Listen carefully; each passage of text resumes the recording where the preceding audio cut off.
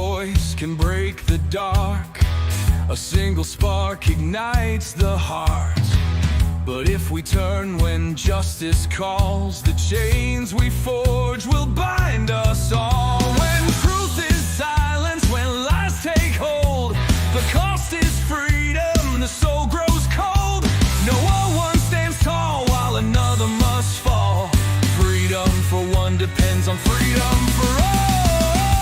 We're mavericks of freedom, rebels in the fight, defending every voice, defending every right. For the moment we falter, the moment we stall, we lose our own freedom when we let others fall. You can't stand free while others kneel. When justice fades, it's freedom they steal. An innocent condemned, a crime unspoken, and with it the bond of liberty is broken. No tyrant rules without our consent. Oppression thrives where silence is spent. Stand for the weak, the silence is small, or freedom will crumble for us all. We're mavericks of freedom, guardians of the light, fighting for the truth, for what is just and right. For the rights of one are the rights of all. We rise or we fall by answering the call. Even those we may oppose deserve the rights we all uphold. For if we deny them what is fair, we build our own prison in despair. The fight's not easy, it never will be, but justice for one is the key to be free. We stand as mavericks, together we strive, defending the rights that keep freedom alive. We're mavericks of freedom, rebels in the fight, upholding every truth, protecting every right. When one is oppressed, we're all in the thrall. Freedom for one depends on freedom for all. So take a stand, let your courage rise. Defend the truth, don't compromise. For the soul of the world, the writing's on the wall. Freedom for one depends on freedom for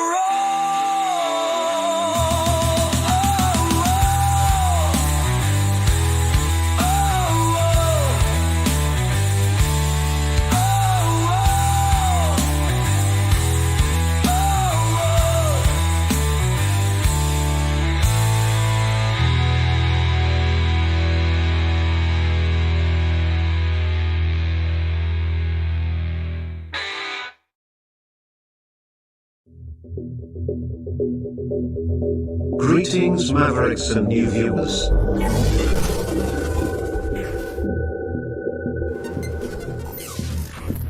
Tonight, direct and live from the Maverick News Network World Studios. This is Maverick News with Rick Walker.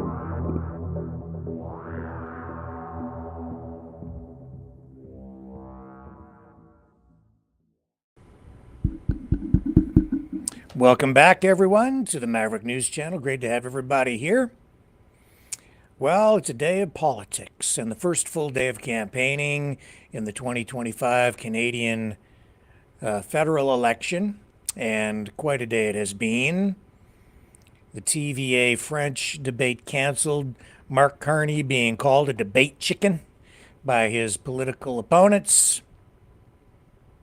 And then when we turn to the U.S. side of things, we're seeing Usha Vance getting ready to visit Greenland. We're seeing, I would say, a major, huge security breach by the Trump administration, Pete Hegseth, Marco Rubio, his whole merry band of security and military officials who looped in a journalist from The Atlantic into a top secret security meeting online. We'll get into that a little bit tonight too. There's an ongoing X spaces that we'll tap into momentarily to bring you up to date on that.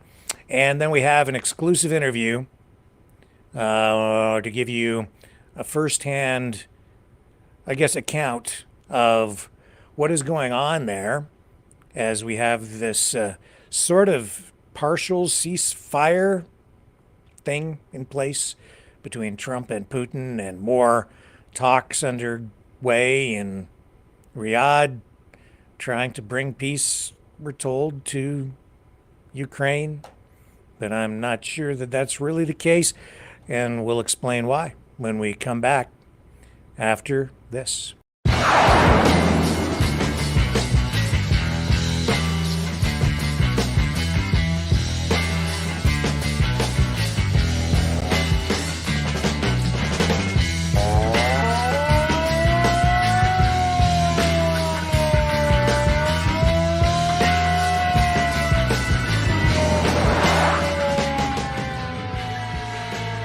Maverick News. Fighting for freedom. Okay, I've got my pen. I'm clicking it. And I know I've been getting some comments about the pen thing. I don't know why. I just sometimes have a pen in my hand because I make notes while I'm doing the program. It's not like a secret ear thing where someone is telling me what to say. I have headphones for that. There are people putting words into my brain that come out my mouth. Oh yeah, I'm totally controlled. Some people, it seems, these days are.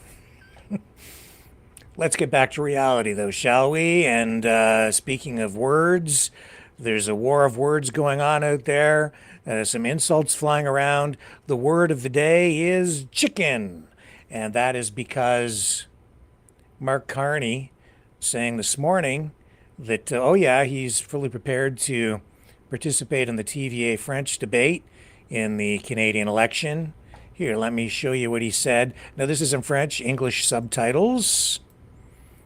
When asked if he was going to participate, he answered in the affirmative, and then actually seemed to mock the idea that he wouldn't. Here, I'll show you what he said. Bonjour, Monsieur Carney, c'est Fanny Hello, Mr. Carney. This is Fanny Olivier from Radio Canada. Olivier de Radio-Canada. Le chef conservateur Conservative leader Pierre Poilievre is challenging you, she says, Pierre Poilievre vous met au défi de participer au to participate in the TVA face-off. face-à-face de TVA. Est-ce que vous allez le faire? Are you going to participate? Did you see his little gesture there? Face de TVA. Est-ce que vous allez le faire? Pourquoi pas? Why not, Pourquoi he pas? says. Oui, pourquoi pas, oui. Why oui. not? Yes, yes. Il y aura. And then I'll just read the rest of that because it was only that briefly. There will be debates between the leaders, all the leaders. Il y aura. Bonjour, Monsieur Carney, c'est Fanny So that's what Olivier he de said. Radio-Canada. But then this afternoon, he backed out. So that's led to a lot of people saying that Mark Carney is a chicken. A chicken, a debate chicken. And that is because the other issue here, though, is, as I understand it, TVA was looking for $75,000 per candidate. Let me just see if I can find that for you. Anyway, as a result of all that, of all this going down today, the TVA debate has been canceled. And indeed, I'm going to scroll down here. I'm going to get this just right for you.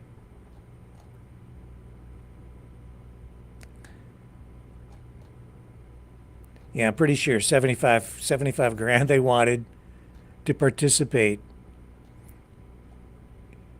Yeah, so they've canceled the offer for its head-to-head debate. It's called face-to-face.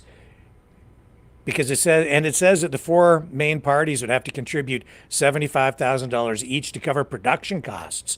I'll do it here for $1.95. In fact, you know, we'll do it for free. But I don't think they'll come here. Yeah, anyway, so all that's going down. But I guess without Carney, there can be no debate. Jagmeet Singh, NDP, responding to that today. Let's bring up Jagmeet and get the NDP take on this. Here we go. So the decision, so there are issues that are very unique to Quebec, language issues, issues that are hitting differently in Quebec. And the fact that Mark Carney has now refused to participate in this debate will cancel this debate. Canceling this debate is insulting to Quebecers. It takes away an opportunity to hear from people on issues that matter to the people of Quebec. And it's not about Pierre Poilievre, like he wants to make it about himself. It's about the insult to Quebecers, the lack of respect for an opportunity for them to have their issues put front and center. And again, in this election, you have a choice. Other parties that are more interested in helping out billionaires, or New Democrats who are focused on you and your family. With that, I got any questions? Any questions you have? Okay, so that's his take. And, yeah, I just, of course, this is leaving Carney open to even more criticism tonight, with online streamers, especially in the conservative blogosphere, just leveling off and just taking shots at him, saying he's a chicken, and that may well be the case. I don't know why he wouldn't do it unless they just didn't want to cough up to $75,000. That seems. I don't know why the parties would be charged, honestly, but it just seems like a lot. So just saying. Now, back over to the U.S. side. This whole thing with the Trump administration, I don't know if you've heard about this, but there was this major faux pas, huge mistake, as the Trump administration sent journalists, or a journalist rather, from the Atlantic, classified plans for the Yemen strikes that just took place, the attacks on Yemen to secure, well, against the Houthis. So this journalist from the Atlantic was inadvertently included in a group chat where they were planning the attack. And this happened on Signal. Now, I don't know. It seems inexcusable to me that this happens at all. I don't even understand why I can't fathom that they would even be discussing a top secret military operation on Signal. But Jeffrey Goldberg, the journalist from the Atlantic, somehow was sent an invitation to participate in this. And at first he thought he was being spoofed. But no, it turns out that everything he was being sent, everything that he was being told, texted, sent, it all turned out to be true, accurate. Let me see if I can find it here. Yeah, I'm going to bring up the text messages that he was receiving. And some of it is shockingly anti-European. This will drive... This is going to be a little bit of an irritant, a major irritant, really, for European politicians, U.S. allies around the world, NATO allies. Here it is. Here are the text messages leaked, made public by Mr. Goldberg, the journalist from the Atlantic. This is Pete Hegseth to J.D. Vance, the vice president. I fully share. Vance had earlier said that he's tired of the U.S. bailing out Europe on these missions and providing security to Europe. And this is referring to I guess they Vance was saying he was concerned about sending the wrong message to Europe by responding to the attacks that they'd been having in that waterway, because the Europeans, he said, had more ships going through the area than the United States. And of course, that's shipping that goes from the Middle East right up through to the Suez Canal. So here he says, Pete Hegseth says to Vance, I fully share your loathing of European freeloading. It's pathetic, all caps. But Mike is correct. We are the only ones on the planet, on our side of the ledger, who can do this. Nobody else even close. Question is timing. I feel like now is as good a time as any, given POTUS directive to reopen shipping lanes. I think we should go, but POTUS still retains 24 hours of decision space. And then SM replies, as I heard it, the president was clear, green light, but we soon make clear to Egypt and Europe what we expect in return. We also need to figure out how to enforce such a requirement. E.g., if Europe doesn't remunerate, then what? If the U.S. successfully restores freedom of navigation at great cost, there needs to be some further economic gain extracted in return, and Hegseth says agree. And look at this. They're like doing fist bumps, like literally, like Mike Waltz. Fist bump, American flag on fire. It's like they're it's like they are frat boys, kids. Houthis. This is the group. It was called Houthi PC Small Group. They're planning this attack on signal. Excellent. John Ratcliffe, a good start. Mike Waltz, fist bump, America, America, America. Good job, Pete, and your team. The team in MAL, MAL, did a great job as well. Great work, powerful start, SM. I guess M must be Marco Rubio. Just,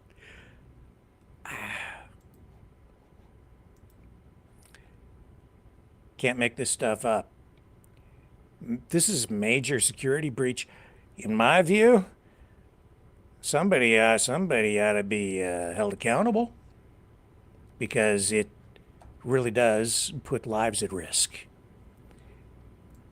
And of course, Rick Wilson, former Republican, now part of the Lincoln Project, big Trump opponent, making the most of this.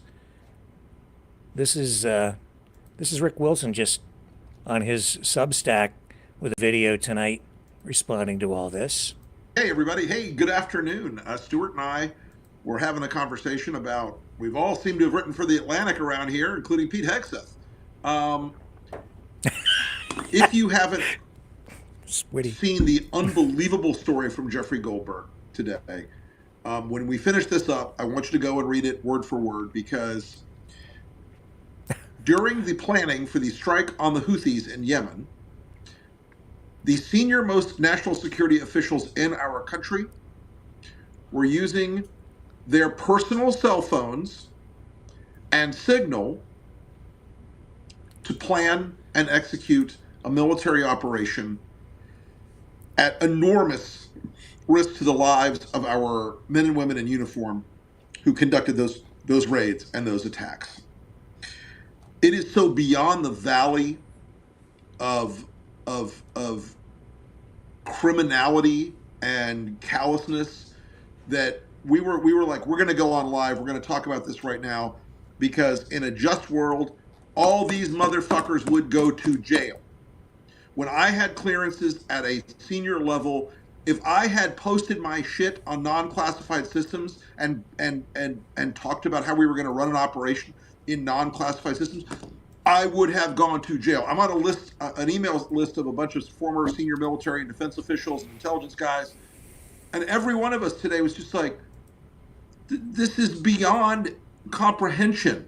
But Stuart, let's talk about this for a minute, because I'm not outraged enough yet. I feel like this is I feel like I'm really mad, but I'm also like I'm stunned that that these people just don't have any belief that the law applies to them. Yeah, I mean, I think the most disturbing, which is a pretty stiff competition here among what is most disturbing, Right. is it just reflects the entire shambolic, stupid uh, Sloppy.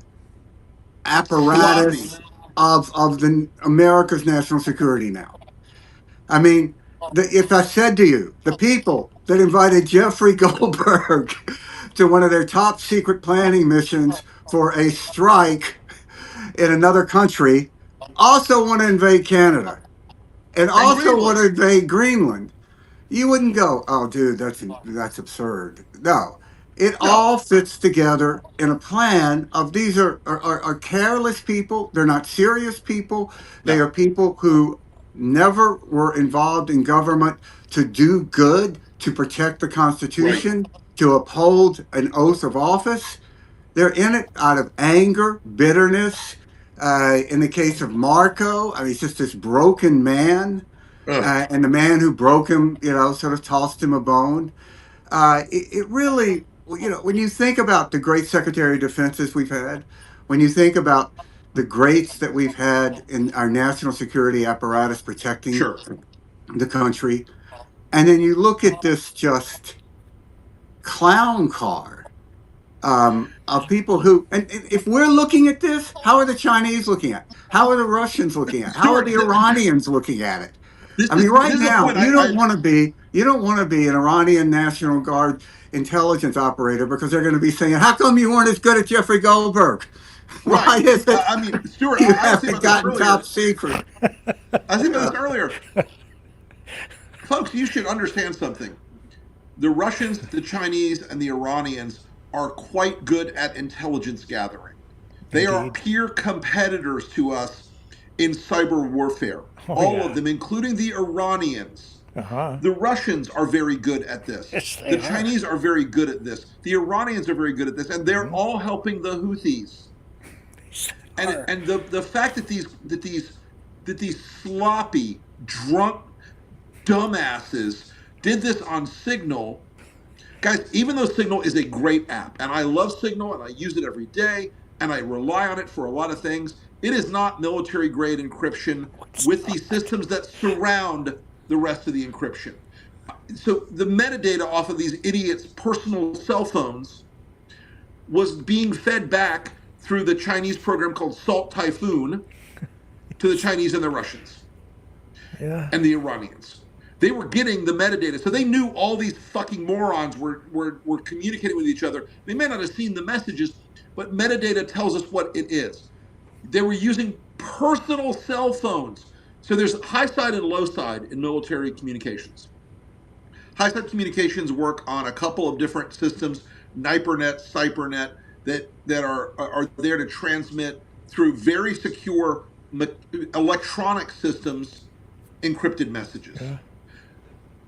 Your phone is encrypted only so far. These guys in China and Russia and Iran knew what they were seeing. I promise you. I am shocked that they weren't able to deploy enough resources to shoot down more American planes when they were dropping the bombs and firing the missiles at these people. That we didn't put more lives in danger. We got very lucky this one time. And Stuart, I mean, I'm so angry about it because they were backslapping each other, and they were talking about how smart they were and how smart the Mar-a-Lago team was. Well, And you're most giving disturbingly, flack. they apparently were doing this by sending emojis to each other. Yes, That's what, hearts and fire and flags. that's, they're Who the like fuck? teenagers, this, like who got You the know, best game I seem to score recall Robert McNamara sending a lot of heart doing emojis. emojis. So here's a, Okay, all right. Enough a of question I have. these guys. Like, go get Rick Wilson's Substack if you wanna watch the whole thing. I read Rick Wilson, Lincoln Project. You know, was a Republican and then felt like the party left him He doesn't like Trump, obviously. And look, man, I think Trump has lost it in a lot of ways. You know, I've been pretty critical of. That's my job, criticize people in power, right? And I don't have Trump derangement syndrome, but some people clearly do. They absolutely do. And the people with Trump derangement syndrome are, in my view, are the people who will defend anything that Trump does or anything on the Trump team, anything that they do. I mean, this guy here that I'm going to run right now, this guy, he has Trump derangement syndrome. If you really believe for 1 second that Marco Rubio, Mike Walls, J.D. Vance, and Pete Hegseth just accidentally let a journalist from The Atlantic into their group chat on Signal discussing war plans, then there's a word for you. That word starts with a R and ends with E-T-A-R-D, retard. Because there is no world. I do Signal chats, I do Telegram chats, I do group chats all the time.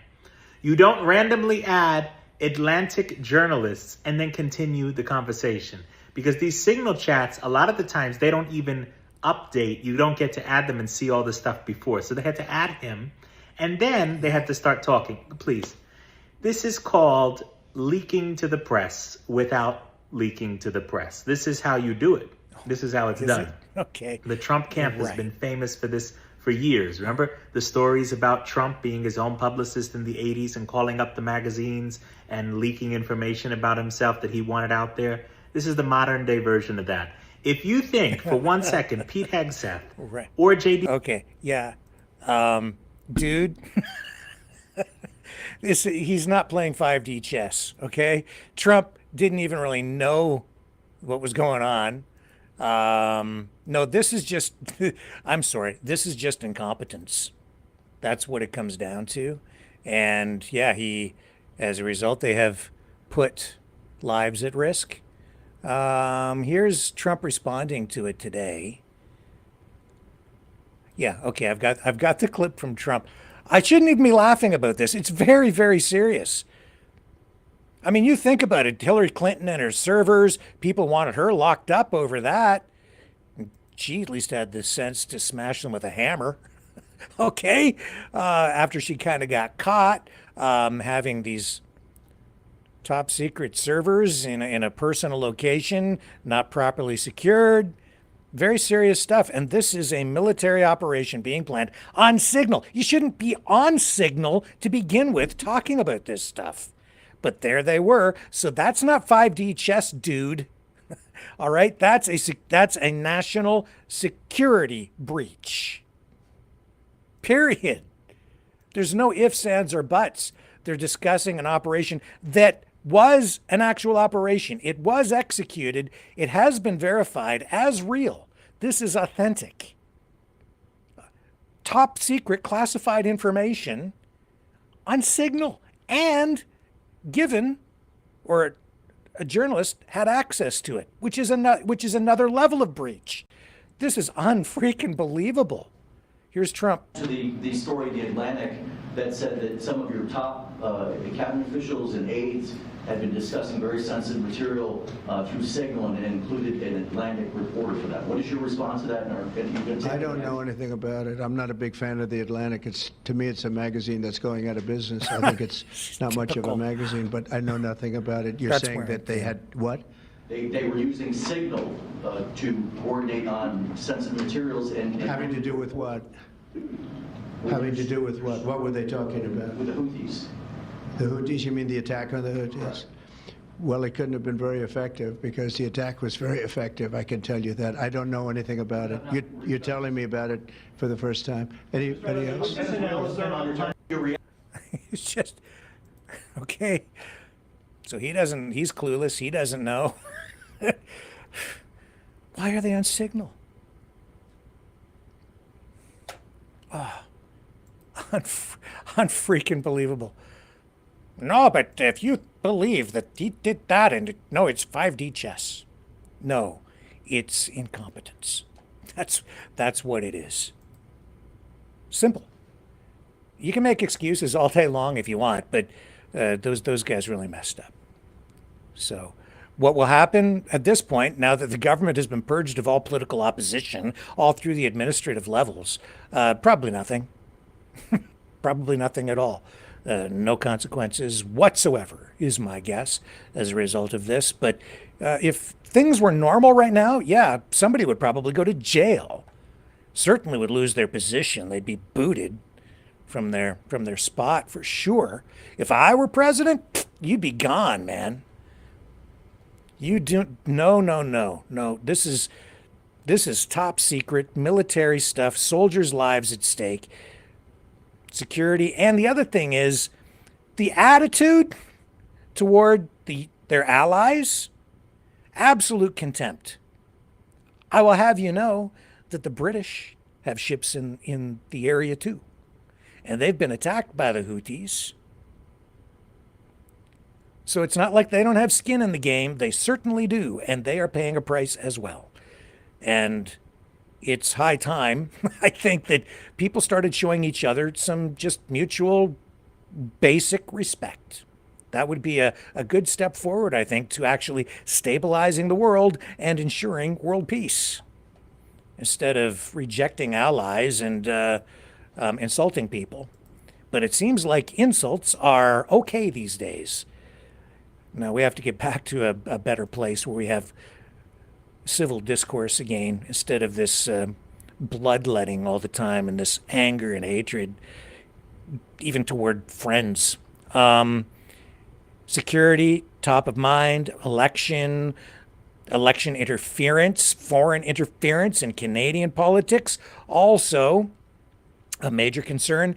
And the government here being proactive now that the election campaign is underway. And without saying a lot of the quiet stuff really out loud, CSIS, our equivalent of like the CIA, it's our intelligence service up here, taking note, I think, of what's been going on around the world, especially in European countries, where you're getting a lot of foreign influence, interference even, I would say, especially from Russia, Iran, and even the United States to some degree, but especially from Russia over in Europe.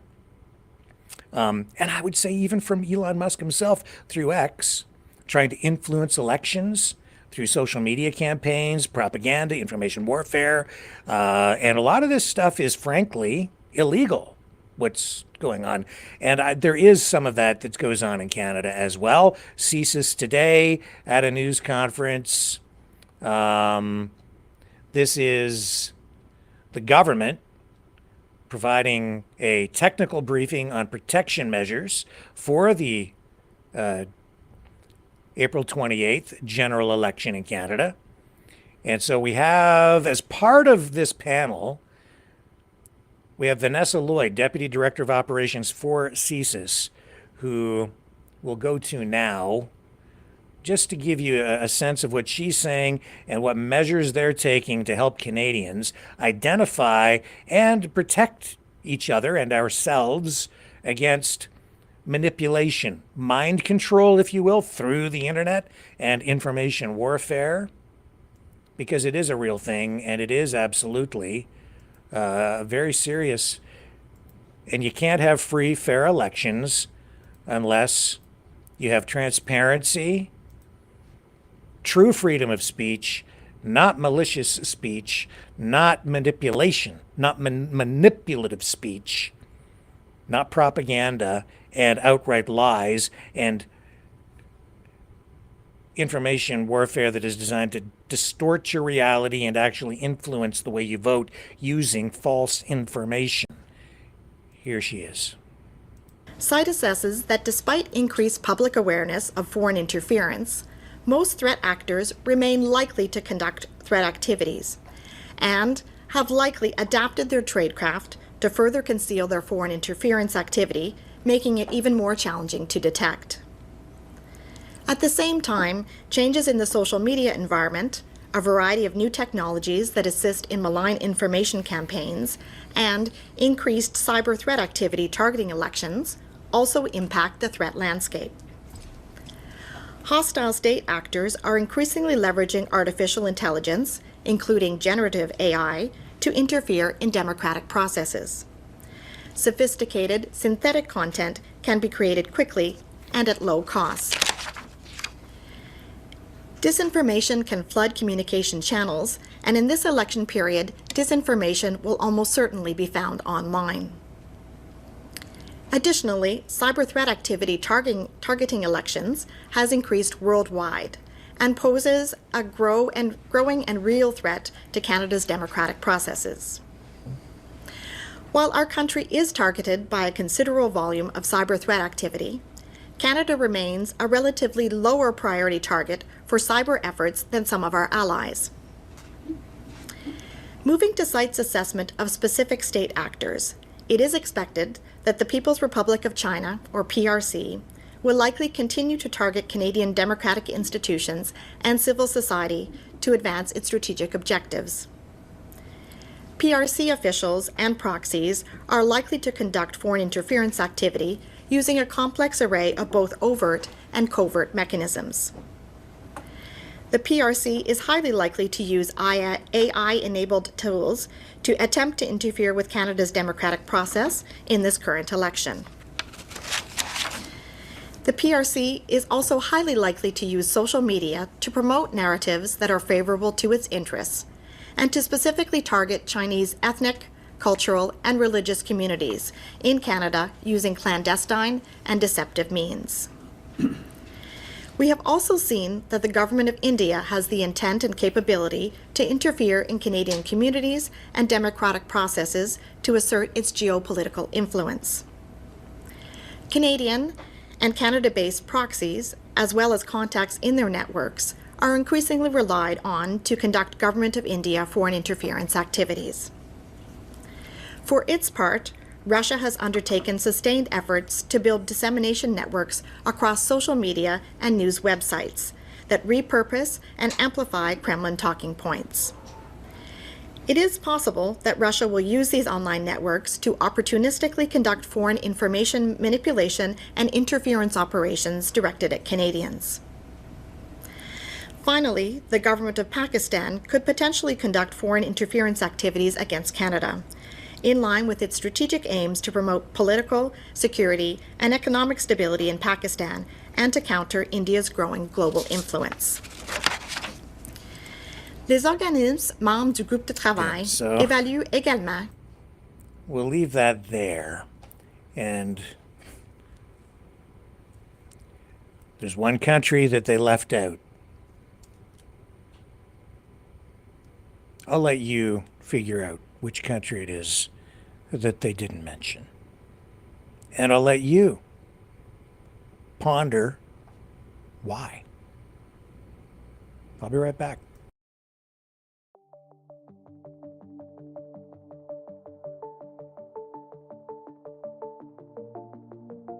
Greetings, brave Mavericks. Our quest for truth continues. We go beyond fake news. Together we expose propaganda. Together we pull others out of rabbit holes. We are maverick thinkers. We are all unique individuals, defenders of individual rights and freedoms, credible, trusted, grounded in reality. Maverick News, Maverick News. Defending free speech, free speech. Donate at freedomreporters.com. Do it now. Tomorrow may be too late. Maverick News. The world is watching.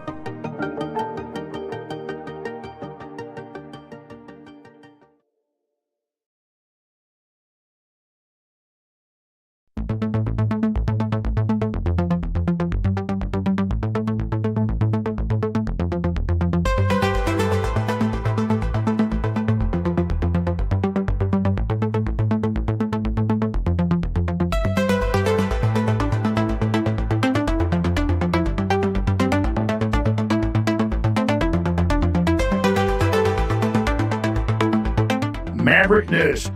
Expose lies and tell truth.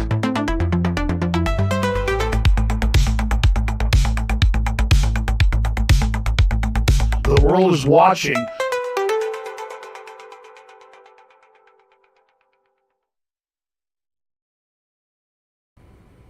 Okay, let's go to this X Spaces on the security breach right now. Reporting Here we works go. at that Yes. level.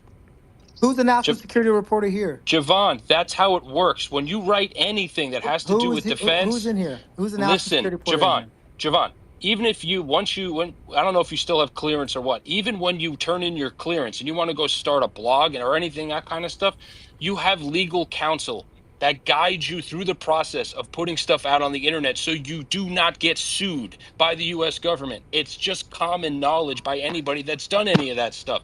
Number two, why do you think it took almost 2 weeks for this story to come out? I don't know. Why? He didn't Because write it it in had the to article. go through the legal process to make sure Also, that the publication just to Well, make is that's not what he uncovered. said. He Okay, said he okay, waited. guys. He I said wanna he I waited wanna 2 give weeks. Javon a moment to respond. I do want to get to some of the hands. I would make one quick point, Javon, which is that there is truth that if you go through certain papers at this level, the fact that they have each other's personal numbers is also quite evident. That, like, if you're at that senior level of journalism, being in direct communication with the heads of government in the U.S. Administration, there's going to be certain levels of due process you have to go through. And also, because this is a security issue, none of this can be made public until a couple of weeks after the situation has happened, because of the troops, because of all the assets that are at risk, right? The reason why we've not had certain information provided about, say, strikes on Iran or Suleiman, right? When Soleimani was taken out in January 2020, right? 5 years ago, information about that was hugely delayed because they didn't want the fallout from that to be, even worse than it was already by the Islamic Republic. So there's always a delay in these things. But I'll give you the mic, Javon, because you have been addressed. Well, yeah, You're I'm the not only one. questioning. Did you notice that you're the only one out of all of Mega and Trump that's out here saying this nonsense? Even none of them are coming out here and trying. They're all hiding. It's interesting that you're the only one. Where's JD Vance, by the way? Give him a chance to respond, gentlemen. Go ahead, I'm Javon. about to say, because I don't speak on behalf of other people on Twitter, so I don't know where everybody else is, and frankly, I don't care. What I'm getting at is, again, I don't think I'm being crazy here. When I've asked specific questions, you guys have said, Javon, it's in the article, it's in the article, it's in the article, it's in the article, it's in the article, right? And then when I ask a question that's not in the article, I'm told, well, duh, that's common sense. So what I'm saying is, if you're telling me everything is in this article, right? Everything I need to know is in this article, such as why he delayed. Because you told me he's waiting because he went through lawyers, but he wrote in the article that he waited because he wasn't sure if it was real or not. That's what he said. Is that correct? He said that. He said he thought it was a scam. Let me answer you. He said that when he got it, he couldn't believe that it was real, and he waited. Right. So he didn't say he was waiting on lawyers. Let me finish. And he waited until actually waiting in his car till 1:55 something, until the reports came in that the bombing has started, and that's when he realized that it was real. Thanks, Lad. That's all I need to hear, because like I said, and this is my point I'm making, I did not read in that article. I consulted with lawyers to make sure what I was publishing was not, That's just common journalistic. But the bombing happened on the But 14th, and he Sarah, didn't release it. Oh my gosh, this is terrible. No, it's not terrible, guys. Oh, it's really ridiculous that you're It's not. actually trying to fight because against something nobody that here is knows so all of the well facts. known. I have the passage. Nobody here knows all the I have facts. the passage.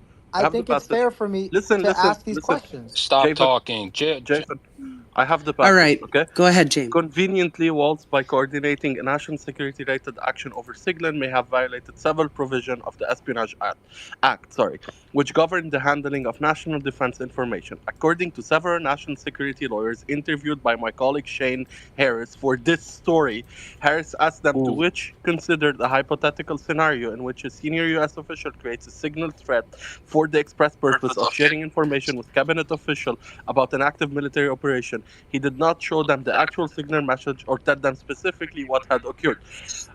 All of these lawyers said that a U.S. official should not establish a signal threat in the first place, blah, blah, blah, blah, blah. So they did go through lawyers. Well, no, that's not true. They nobody went to lawyers used, to see if it was a violation of the Espionage Act, not to see if they could publish Can we have a stuff. translation? Correct? Let me I'm going to say one thing, okay? Number one, he had to wait until he could verify it. The verifying happened, was it March 14th that this happened? something like that. That was 11 days ago. Yes. Right? So he waited after he verified. What did he wait for? It is common practice. If you've ever known anybody who's in journalism, I mean, I know a very close relative of mine is in journalism, and I know about this. You have to, something like this, you just don't publish without consulting your lawyers. Major And legal then, process. and Major then the legal. lawyers then they're consulting their lawyers for the Atlantic going, are we going to get in trouble? You understand? Because you Especially can against get into Trump. trouble. Especially against Donald Trump. who has shown a predilection for, if you look at the law firms who are caving and things like that, you'll see he goes personal. So literally the fact that you're actually questioning common journalistic practice shows you know nothing about it, which is fine. That is Just so, acknowledge it. like, it is crazy to me that we've gotten to a point where if you ask a question, and it may be quote unquote common sense to you all, if you guys, like, nobody in this chat knows all the details. I can ask whatever question I want and make sure all the I's are dotted and T's are crossed, especially with a journalist who has a history of lying. Okay, Like, thank that's you. fine. Thanks, Javon. Oh my Sully, fucking Christ. all right, just a moment, Maine. Sully, welcome to the stage. I know you wanted to weigh in with your translation. Go ahead. Thanks for that. And I'm going to give you 3 guesses where I'm going to take this. But I'll only give you one, Sarah. Anyway, look. Everyone knows that, look, I have my issues with JD Vance. I believe that he was put in place, implanted, put in position by Peter Thiel.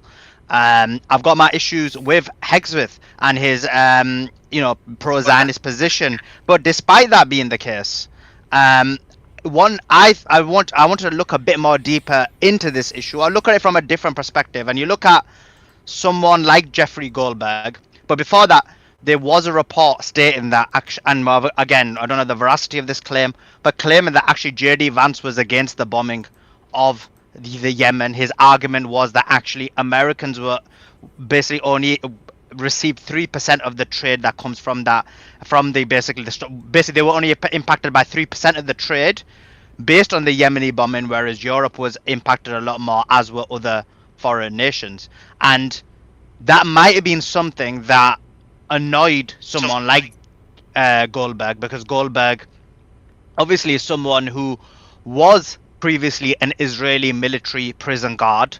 He was somebody who was an extreme warmonger, a massively pro-military industrial complex, was one of the biggest advocates, one of the main cheerleaders for the illegal war in Iraq. And so when that sets the scene about what this guy is all about, extremely pro-military industrial complex, extremely pro, America going to war in Ukraine, extremely, obviously, I know they're all pro-Israel and they're for pro-Israeli war, but... What does that have to do with the article? Right, what are you talking about, Sully? Are you... What?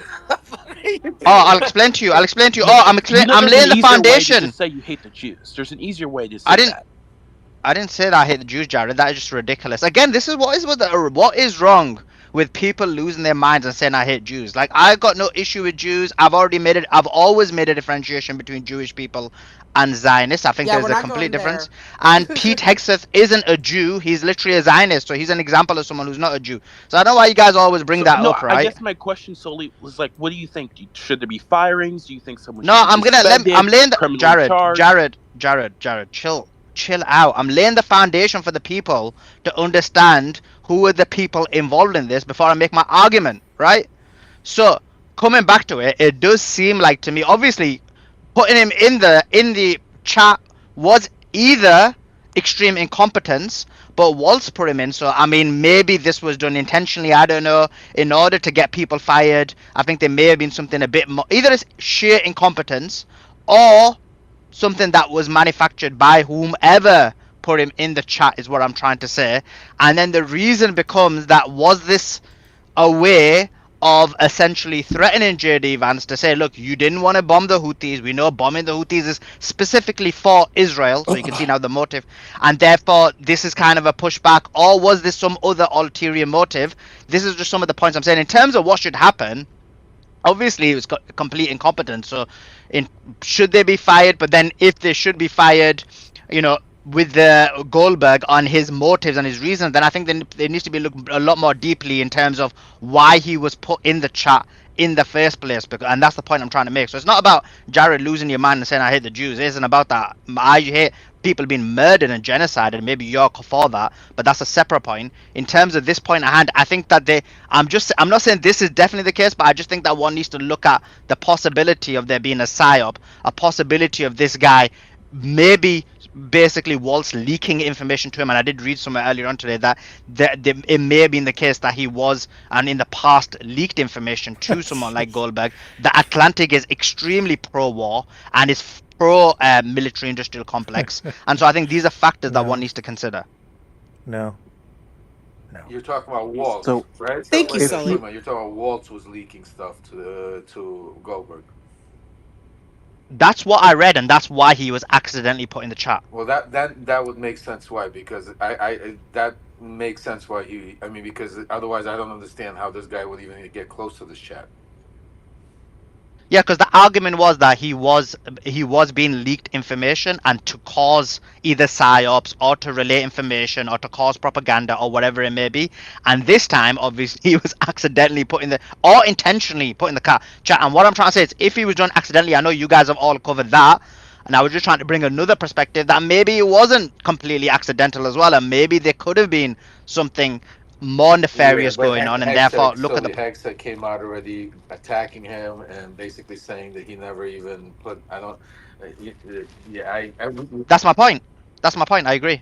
So Hegseth attacked him. Obviously, JD Vance is against him. I'm saying you're talking to someone who is very much against Hegseth, very much against JD Vance, and by the way, Jared, they're not Jews, but against the Zionism and their pro-military industrial complex and the destruction they're causing throughout the world. But despite that being the case, JD Vance, because obviously you have to be honest and say, look, if this is true, this report, that he was didn't want to bomb the Houthis, bombing the Houthis is one of the first steps towards a war, a World War III or a war with Iran, and therefore he wasn't doing that. He maybe annoyed the wrong people in the military industrial complex, and I'm saying this is something that one needs to consider. I'm not saying it's definitely the case, obviously. I'm just putting out a theory there. Yeah, but the reason why Sully he didn't want to attack the Houthis was independent of everything. He just didn't want to give a free pass to the European, because the idea was that the European have more than 40 to 50% of their trade go through the Suez Canal, and if they while the US had only 3%. So Exactly. if they liberated the Suez Canal, it would reduce the price on the European, and thus making it so the European would benefit a lot, with effort, technically most of the effort coming from the Americans. And I he agree. didn't want that. I agree. That's the reason. No, It's no, not but about attacking the Houthis. It's not about. I agree. the Listen, Houthis specifically. James, you probably never understood my argument, right? And what I said was, I agree that his reasoning wasn't that he doesn't want war in Iran. Heck, he literally made that statement as soon as he was appointed VP. I'm saying his reasoning was that Americans are impacted less by it, 3%, as I said. And it doesn't matter. That's in this case not really the issue. The issue is it's a security breach. They shouldn't have been doing this on Signal. Somebody let him in, let the journalist in. They sent him an invitation by email. Likely on somebody's email list. It may have been intentional. It may have been sent to him because somebody wanted to expose the stupidity and the incompetence, perhaps. That's a possibility. But the fact that this is even on Signal is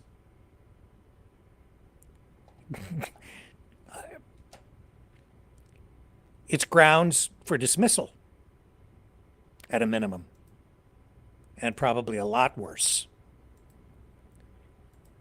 And people making excuses tonight, I would say, are maybe the ones really who have the Trump derangement syndrome. Because, you can't say anything negative about the Trumpster or anybody on his team.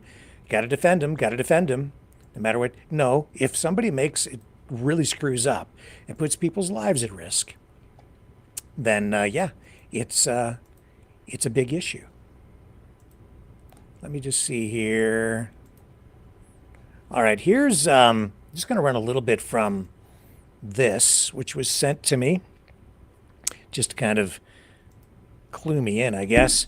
This is live streamer, podcaster Ward Carroll, U.S. veteran, Also a military journalist, or I should say that he specializes in military, the U.S. military beat, if you will, and retired, and so now engages in coverage of all matters military. Let's bring him up and get some of his take on what's going on with regard to this tonight, too. Here we go. Here's established deterrence, which Biden cratered, but we can easily pause. And if we do, I will do all we can to enforce 100% OPSEC. Okay, so again, a little bit ironic, right? I welcome other thoughts. A few minutes later, the Michael Waltz account posted a lengthy note about trade figures, limited capabilities of European navies. Whether now or several weeks from now, will have to be the United States that reopens.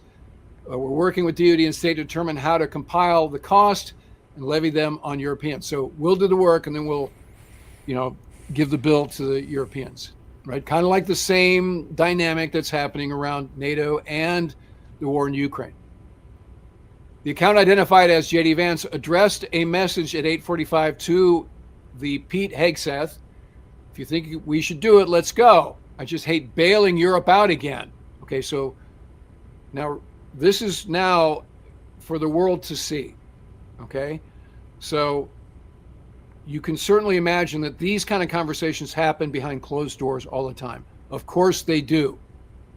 But now, because of whoever's error this was, in reading Jeff Goldberg in on this thread, our European allies are seeing this sentiment. Okay, so I hate to bail Europe out again. The administration has argued that America's European allies benefit from U.S. Navy protection.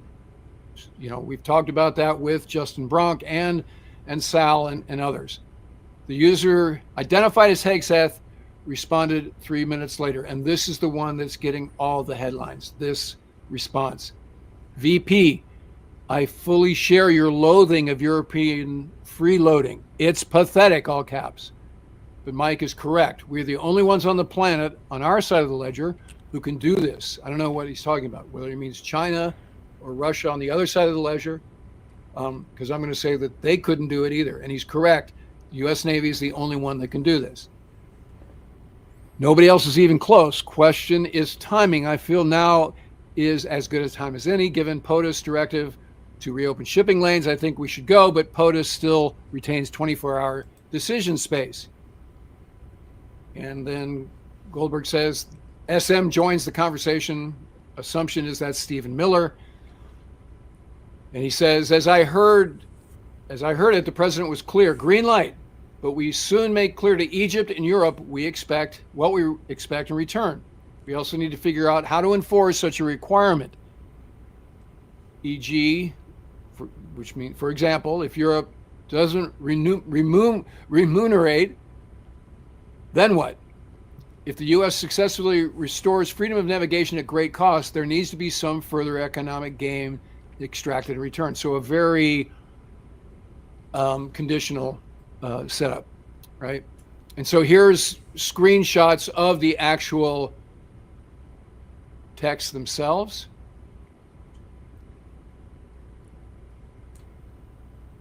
And he says, that message from SM, again, presumably President Trump's confidant, Stephen Miller, Deputy White House Chief of Staff, effectively shut down the conversation. The last text came from Pete Hegseth, who wrote at 9:46 a.m., agree.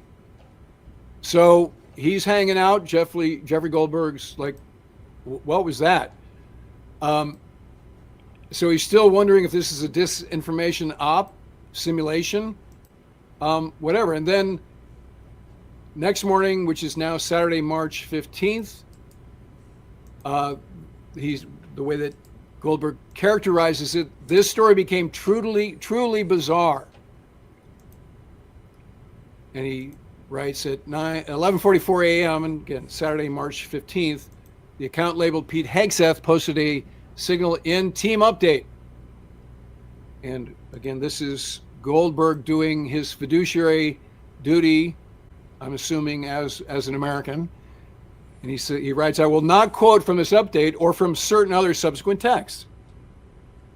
The information contained in them, if they had been read by an adversary of the United States, could conceivably have been used to harm American military and intelligence personnel, particularly in the broader Middle East, Central Command's area of responsibility.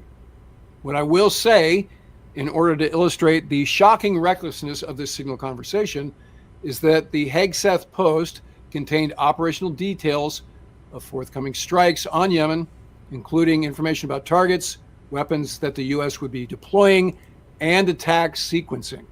So this is on whether Goldberg is on the threat or not. Signal is not a classified outlet. Whether it's encrypted or whatever, or it's more protected than normal text, it's another matter. But that is a publicly available app. Okay. The only person who replied to the update was the person identified as the vice president. And he writes, I will say a prayer for victory. And he added a prayer emoji.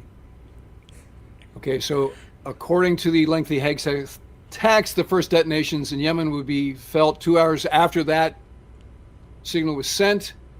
So Goldberg waits in his car, and about 2 hours later, he checks X and searched Yemen and sees tweets where folks in the Sana'a area are saying they're being bombed. So he went back to the signal channel, and then at 1:48, so, about the same time he's checking X, the Michael Waltz account on Signal provided the group an update. He's not going to quote the text, again, for national security reasons, except to note that the described operation was, quote unquote, an amazing job. A few minutes later, John Ratcliffe wrote, good start, which I guess you would assume there's more to follow. Not long after, Waltz responded with 3 emojis: a fist, an American flag, and fire. Others joined in, so now it turns into a big end zone spike in the ball. MAR, again, presumably Rubio writes, good job, Pete, and your team. Susie Wiles, Chief of Staff.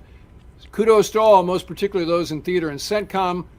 Really great, God bless. Steve Witkoff responds with 5 emojis, 2 hands praying, a flex bicep, and 2 American flags. TG, again, presumably Tulsi Gabbard, Director of Naval Intelligence. Great work and effects. The after-action discussion included assessments of damage done and the likely death of a specific individual. The Houthi-run Yemeni Health Ministry reported that at least 53 people were killed in the strikes, and that number had not been independently verified. So here's, again, the screenshots of what he was just talking about. And so, of course, the officials make a big deal about contrasting these strikes with the ones done on Biden's watch. To my eye, they look to be pretty much the same thing. Remember, we've attacked Sana'a with some pretty powerful strikes from Ike, TR, Lincoln, and now a couple of times from Truman. But whatever. He says these were not the kind of pinprick back and forth that ultimately proved to be feckless attacks. This was an overwhelming response that actually targeted multiple Houthi leaders and took them out. Okay? So absent the target set, I don't quite know what that means, but let's assume they're going after something besides just weapons storage and radar stations and that sort of thing. The Signal chat group, I concluded, was real. Okay, so got it. So he goes on to say he emailed Waltz, sent him a message on his Signal account. He writes, Hegseth, Ratcliffe, Gabbard, other officials. And he asks him, is this PC group a genuine Signal thread? Did they know I was in that group? Was I included on purpose? If not, who did they think I was?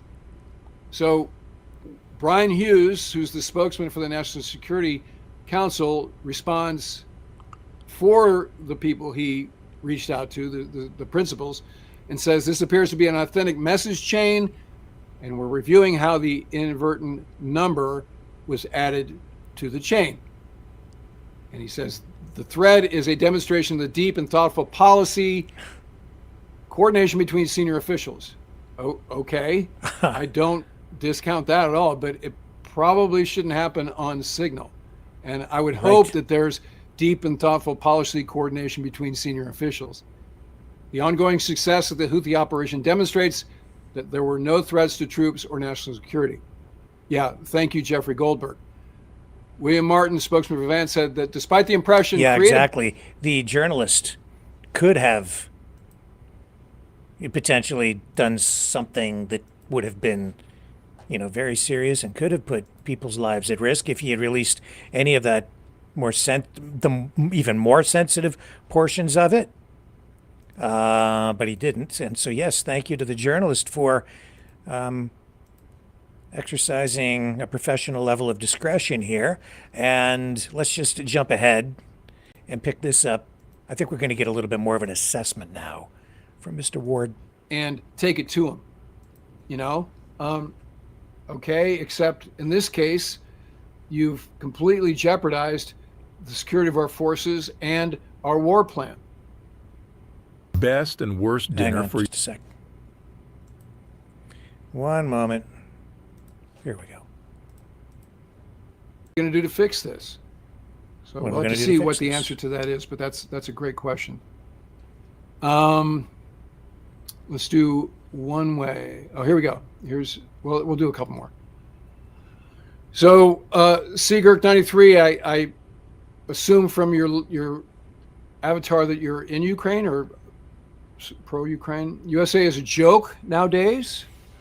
We in Europe do not trust you guys anymore. 80 years of security destroyed in 2 months by orange fruit. Take good care, guys, and remove the cult for the world's sake. I'm hearing a lot of this from over there. I do a patron happy hour every Friday afternoon. Our time, and there are folks in Norway and, I got a guy in New Zealand and sort of around the globe.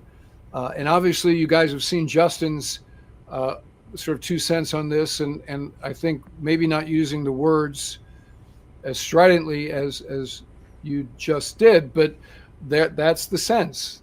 And I'm not sure at this point that the administration cares. Obviously, you see from the sentiment in that leaked signal thread that they're like, hey, man, this is their war. Even if we execute it, we're going to hand them a bill and then go, you guys take it from here. Right? So I don't think anybody cares that that this is going this way. I think this is part of the plan. And you remember, frequent viewers, Brian McGrath and I did a Project 2025 preview, 6 months ago? Maybe longer than that. So a lot of this was all baked into that in terms of what our national security stance would be. And it's like I said at the end of the last Justin episode vis-a-vis NATO. If you, and this is Jeffrey Sachs, RFK Jr., I've heard a few other folks talking about NATO in what I'm going to describe as cynical terms, and representing NATO to be evil and in some cases a front for the CIA. That Jeffrey Sachs said as much. So I think that point of view is off. To my eye, as a guy who served with NATO a number of occasions during my time, particularly in the 6th Fleet AOR through the mid to late 80s. Then once Desert Storm happened, kind of went to the 6th or 5th Fleet rather more often, and Med was more of a pass-through. But even there, we would do have RAF exchange officers. When I was the Air-Wing ops officer on GW on George Washington, had an RAF guy aboard, we had the Illustrious was the carrier. We had 4 carriers, including the Illustrious, in the Persian Gulf at one time during that deployment, doing Operation Southern Watch. But we definitely needed to coordinate, and those guys were awesome. They had their Sea Harriers. They were really there to help, very professional, and it was really fantastic to have them aboard. So I like I said, I'm not going to invert my belief system just because it's in vogue now, and so I'm not cool with us, that attitude that we just read about us being hated by Europe. I don't think that that's productive. Now, there needs to be some, let's improve the ledgers. I'm not disappointed that they're attending to their own defense to the degree that they're being made to, but I think there's a more, let's just say, graceful way to do it, a more linear, productive way to affect that outcome. But that's not quite the tone that we're going on. That's going on. Yeah, and speaking of my Norwegian buddy, Himmelganger, it's the job of the officials of the administration to secure their communications, not a reporter's. A reporter's job is to report on the faults and failures of the administration, or report the facts. Let's just put it that way, Himmelganger. Thanks for the comment. We'll see you at Happy Hour on Friday. That's right. It's not up to the journalists to make sure that things are secure. It's up to the administration. Those guys shouldn't have been on Signal talking about that stuff to begin with. Period. Not that. Not at that level. And how the journalists got in there, that's a question. Somebody's head needs to roll. Maybe multiple heads, maybe all those heads. They were all involved. And you need to know who is aware. And this will further damage the relationship between the United States and its allies, especially those in Europe, but it further undermines trust. Major issue, another blow to NATO, and regardless of what you may think, it's a major blow to the United States. This further weakens the U.S. because allied countries just don't have the confidence or the trust anymore. This is really, really major. Trump needs to respond to this. He needs to address it. He needs to hold somebody, at least one person, accountable. And I would say in this case, I'm not even going to make the assessment as to whose head should roll at this point, because I don't even know who all was in the meeting, but somebody needs to be held responsible. And if nobody is held responsible, then we've got maybe an even more serious problem, in my view. Now, also, Usha Vance heading off to Greenland on what is being described as something of a diplomatic mission, but it's I don't know if diplomacy is really quite the right word, because officials in Greenland, senior government officials, are saying that it's a provocation, some of them. And it's because Trump, of course, is talking about buying or taking over Greenland one way or another. And this is what it looked like earlier today as U.S. military aircraft touched down there.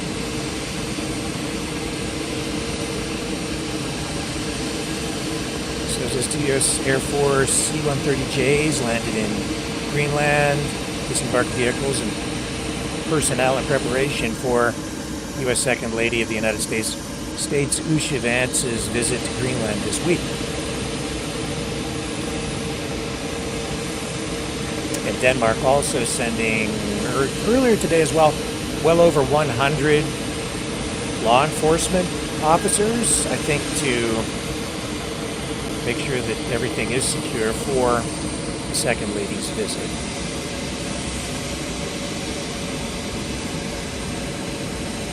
Now, I wrote a Substack related to this with some background into some history and the U.S. military presence in Greenland that still continues to raise some concerns even today. So if you want to learn more about that and more about this visit, I put the link to the Substack in both the Rumble and YouTube chats, so you can learn more there. But you gotta go read the Substack to get more information on that. And here's Usha Vance. I'm so excited to share that I'll be visiting Kuala Lumpur Greenland, next weekend. I'm particularly thrilled to visit during your National Dog Sled Race, which our country is proud to support as a sponsor. I've been reading all about it with my children, and I'm amazed by the incredible skill and teamwork that it takes to participate in this race. I'm also coming to celebrate the long history of mutual respect and cooperation between our nations, and to express hope that our relationship will only grow stronger in the coming years. I look forward to meeting many of you soon, and to learning from you about your beautiful land, culture, and traditions. See you soon. She's a beautiful lady, very smart. I'd say she's a great ambassador for the United States going over there. Well-spoken, choosing her words carefully, more carefully than her husband chooses his, I would say, or maybe just as carefully, depending on what your objective is. Here's Trump today, though. I think he also chooses his words carefully, even though he's accused of being something of a loose cannon. But his objectives are generally met. It's just that I don't know that when it depends on what your objectives are, whether you speak plainly or not, and sometimes you don't say exactly what you mean. And here he is saying that it is a diplomatic mission, even though he has said that one way or another, Greenland's going to be his. Sure. I think it's important. It's important from the standpoint of international security. And if you look at the ships outside of Greenland, you have Russia, you have China, you have lots of different people and lots of different places, and it cannot go on the way it is. It's not going to go on the way it is. I'll make a statement. It's not going to happen. So they're going there, and that's purely friendship. Who's doing the inviting? A lot of people, yeah. People from Greenland are asking us to go there. We have many, many requests from many, many people, some officials too. Mr. President? Yeah, sure. So Greenland is asking the United States to go to Greenland, to take it over. Yeah, I've seen sort of the setup on the Canadian side with regard to that too. Yeah, when they show up here, folks, it'll be because you asked for it. Make no mistake of that. They'll be coming here to liberate us. Yeah. Something's not right. Something's seriously wrong. Here's J.D. Vance saying that Denmark's just not doing its job. This is from some time ago, but yeah, this is not really the same tone that we were getting from his wife. Denmark, which controls Greenland, it's not doing its job and it's not being a good ally. So you have to ask yourself, how are we going to solve that problem, solve our own national security? If that means that we need to take more territorial interest in Greenland, that is what President Trump is going to do, because he doesn't care about what the Europeans scream at us. He cares about putting the interests of America's citizens first. Denmark.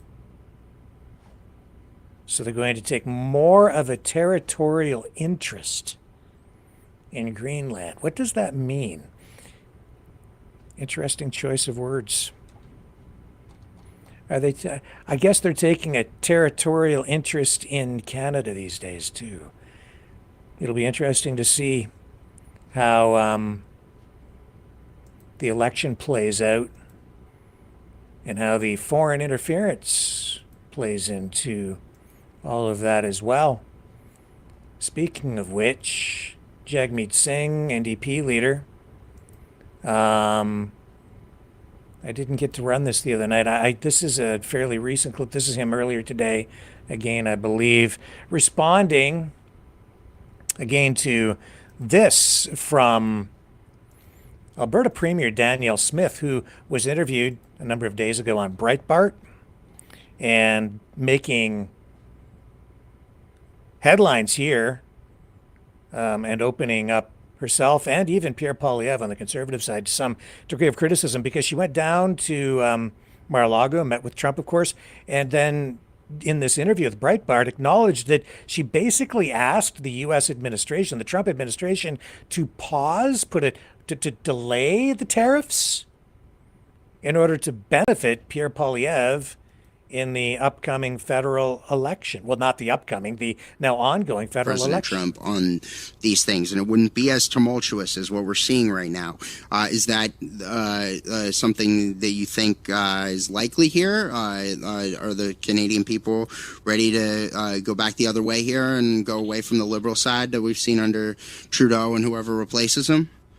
Before the tariff war, I would say yes. I mean, Pierre Poilievre is the name of the Conservative Party leader, and he was miles ahead of Justin Trudeau. But because of the what we see as unjust and unfair tariffs, it's actually caused an increase in the support for the Liberals. And so that's what I fear, is that the longer this dispute goes on, politicians posture, and it seems to be benefiting the Liberals right now. So I would hope that we could put things on pause, is what I've told administration officials. Let's just put things on pause so we can get through an election. Let's have the best person at the table make the argument for how they would deal with it. And I think that's Pierre Poilievre. And I do agree with you that if we do have Pierre as our prime minister, then I think that there's a number of things that we could do together. Pierre believes in development. He believes in low-cost energy. He believes that we need to have low taxes. Doesn't believe in any of the woke stuff that we've seen taking over our politics for the last 5 years. So I would think that there's probably still always going to be areas that are skirmishes or disputes about particular industries when it comes to the border. But I would say, on balance, the perspective that Pierre would bring would be very much in sync with, I think, where the new direction in America. And I think we'd have a really great relationship for the period of time they're both in. So here's Jagmeet Singh, NDP leader again, just responding. Merci beaucoup. On va passer maintenant en anglais. They're now taking the English questions. Sure. Tell your name and your media, please. Yes. Hi, Christy Kirkup with the Globe and Mail. Mr. Singh, I know you addressed this in French, but I wanted to ask you about Danielle Smith, specifically what your reaction is to Danielle Smith claiming on a podcast that she asked the U.S. administration officials to pause tariffs because she was concerned it was helping the Liberals. Yeah, I think it is shameful. If you break down what Danielle Smith is proposing, she's talking about taking steps to harm the Liberals and to prevent tariffs in a political manner to create a political outcome. She should be talking about stopping tariffs to protect Canadians, to just stop them entirely. She shouldn't be saying to do it in a way that benefits one party or another. If you're loyal to this country, if you care about Canadians, you would say, stop the tariffs. Don't hurt Canadian workers. Don't hurt Canadian families. Don't hurt Quebecers. And Don't so hurt to me, it's very Americans. shameful what she's doing. She's literally playing games with people's lives. Like, this is not a game. Like, the tariffs aren't a game to win or lose elections. It's about people losing their jobs. Here in Montreal, we already know people have lost their jobs just by the threats of the tariffs. And we know more people are going to lose their jobs when these tariffs start to really take hold. And so this is not a game. This is serious. We got to defend our country, and we got to stand together. We can't afford to have people going off and trying to cut deals that hurt political parties. We should be defending Canadians, defending Quebecers, defending people. And that's what New Democrats are about. We want to fight for you. We want to fight for your family. And in this time when there's so much uncertainty, who do you want in Ottawa fighting for you and your family? Who's only going to be focused on you, not on billionaires, not on CEOs, but you and your family. That's us. That's this amazing team behind me. That's New Democrats.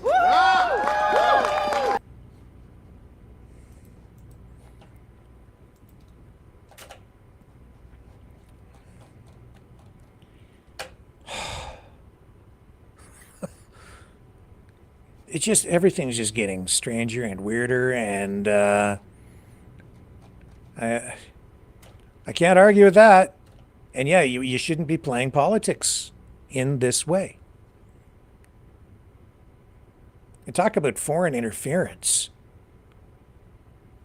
The tariffs alone, the tariffs are a form of foreign interference in our election. And so, yeah, it'd be nice to have them not just paused, but just stop it. That's what the USMCA, the NAFTA trade deals were all about. It was about agreements, trade agreements that Trump agreed to. Now he's throwing those out and saying that we're ripping the U.S. off. We've had two major trade deals in place for decades, the most recent of which he negotiated. Now he's saying that what he agreed to amounts to Canada ripping. Well, we've talked about all this. This is absolutely having an influence on our election. It's making it has put this issue created by Trump front and center in our election. What higher level of foreign interference can there possibly be short of being invaded?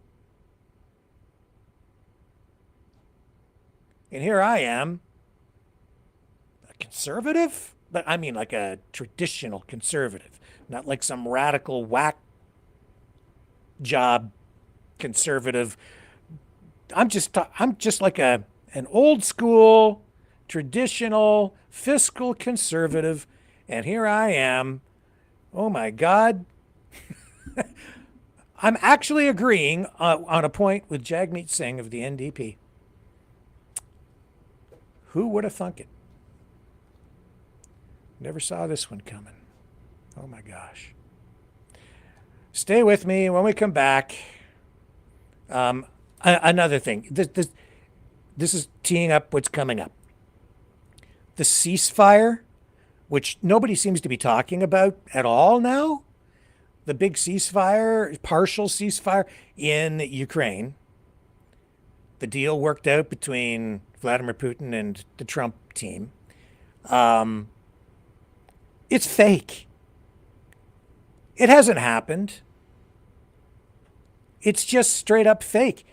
Energy infrastructure is still being attacked on both sides. The war is still raging.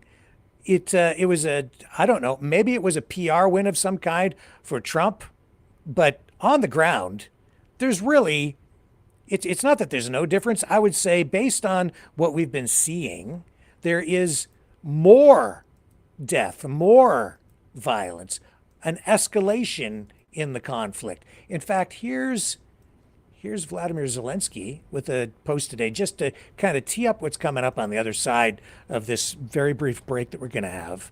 Let me just show you. Here's Zelensky talking about what just happened overnight again. Okay? More drone attacks, more people killed.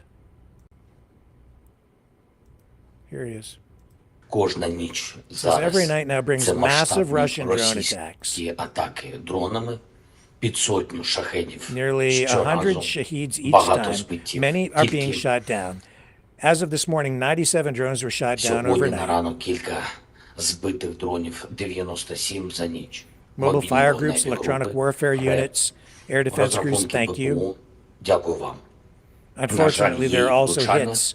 We need significantly more effectiveness in our air defense. Нашому захисту неба і розбудова The development of an efficient air shield will not stop. повітряного щита не буде припинятися.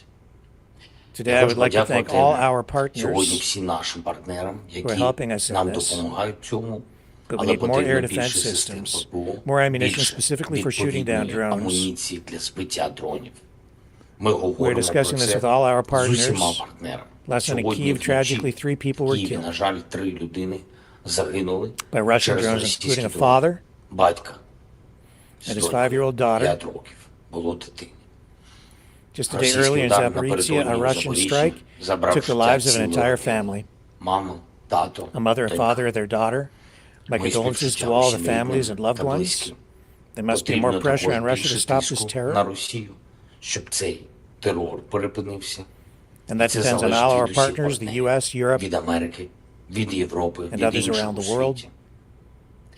Зараз After the після last meeting in минулої Jeddah, Saudi зустрічі Arabia, it has в Саудівській become Аравії, у Джеді, абсолютно absolutely всім clear to the світі entire world зрозуміло, Russia is що the only one Росія dragging this war єдина, out, хто затягує цю війну. the only one that Єдина, brought it here, хто її сюди приніс. І and кому the only one треба who needs її to continue. Since Вже March 11th, a з proposal for 11 an березня є unconditional пропозиція ceasefire безумовного припинення has вогню. been on the table, Такі удари and these вже attacks could have припинені. already stopped. But it is Але Russia that continues саме all this. Росія True. продовжує все це. Every night, every І single ще day. кожної ночі. І кожної Don't forget that Zelensky did agree to the unconditional ceasefire. He agreed to it. Russia has not. It carries out the most cynical strikes. Цинічних ударів. All Russia would agree to was a partial ceasefire, not to attack energy infrastructure, and even that has been ongoing. Without pressure on Russia, those in Moscow will І continue надалі в Москві будуть зневажати to справжню show contempt for real diplomacy and keep будуть і destroying надалі lives. руйнувати життя. Today is the Сьогодні second meeting вже between the друга Ukrainian зустріч української та and U.S. teams in Saudi американської Arabia, команд в Саудівській Аравії. this Цього time at a разу more technical більш level.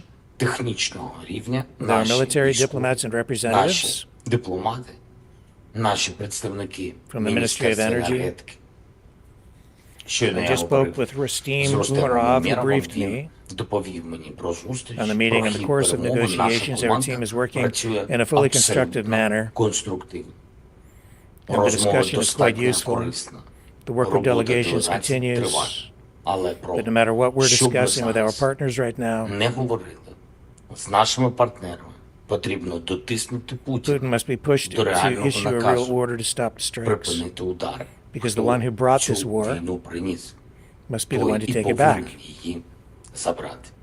Today, I also Хочу want також to сьогодні recognize our warriors, відзначити наших воїнів, all of our всіх men and women наших хлопців і дівчат, in the defense and чоловіків і security жінок forces в of силах Ukraine, оборони та безпеки України, in the в defense оборонній industry of our state, промисловості all нашої of our держави, volunteers, всіх наших волонтерів та everyone who is кожного, working to хто uphold Ukraine's resilience. працює на українську стійкість.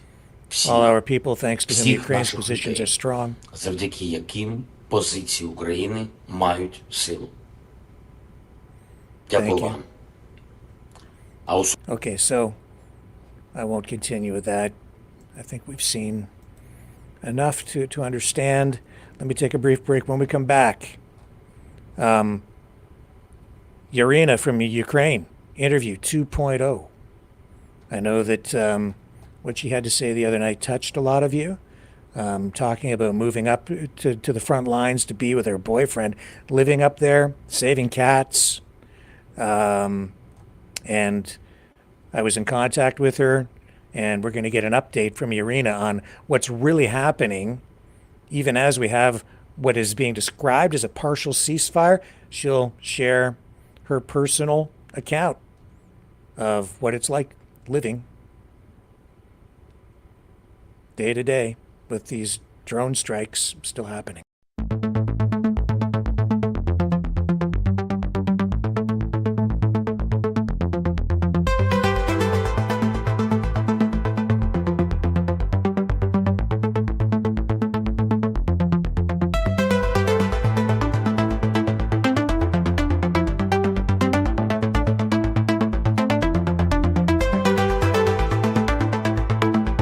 Maverick News.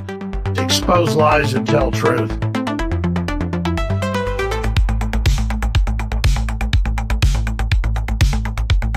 The world is watching.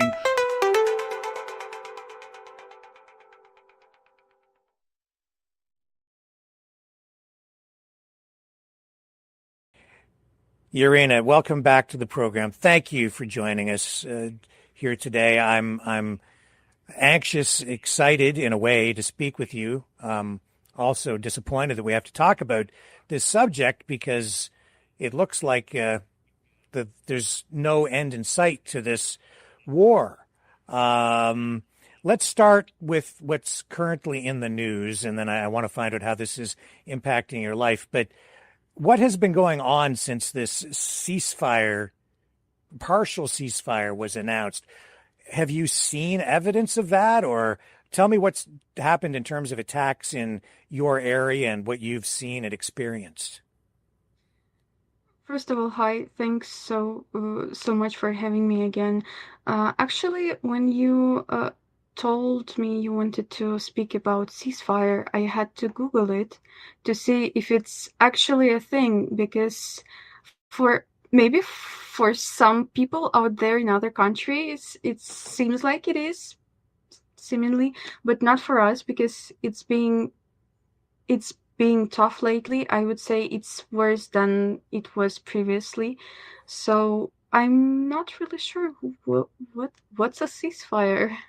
Yes, and or a partial ceasefire. So we've seen that, we'll get into the terms of this partial ceasefire, such as it is, as this progresses. But just in the past week, there have been many attacks involving Russian drones in your area. You sent us some video the other day.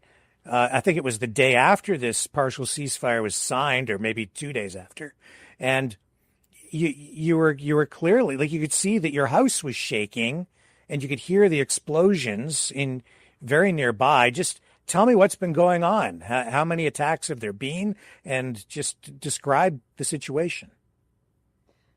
This was 19th March, and it was actually this second day in a row we were attacked with drones and rockets as well.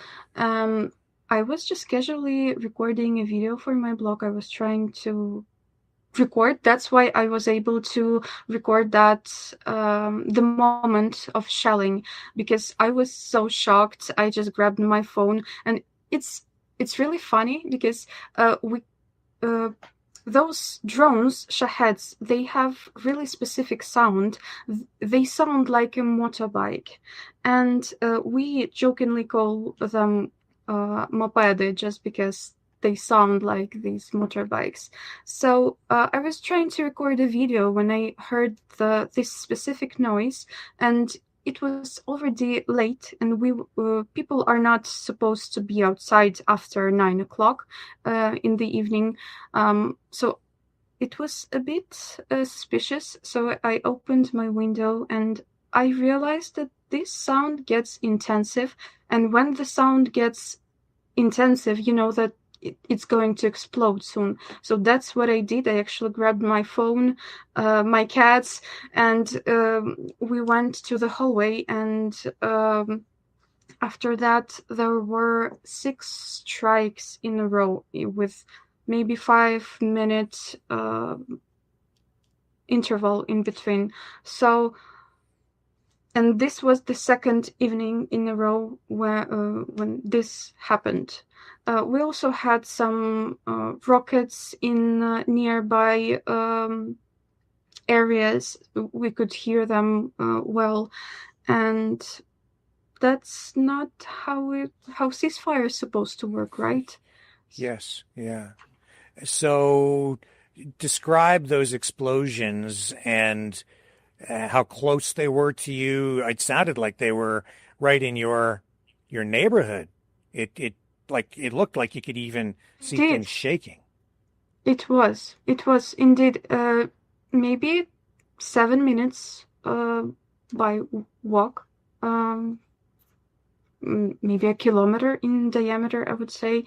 It was really, I think this was the closest explosion that I experienced, and I wouldn't say I was lucky to record that, but I could show that to you, and you can run that video here to show how it feels like. It was indeed shaking, and I couldn't sleep well that night.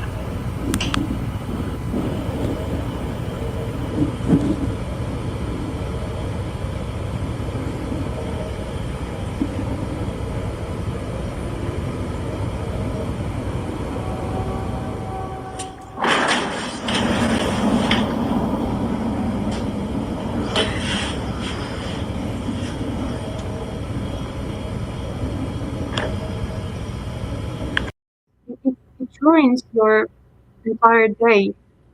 And you basically shake when you hear loud noises. I think that's what most Ukrainians will have to deal with for the next decade. Just afraid of loud noises. You always doubt whether it's a car, whether it's a rocket, because at the end of the day, all loud noises sound the same. So.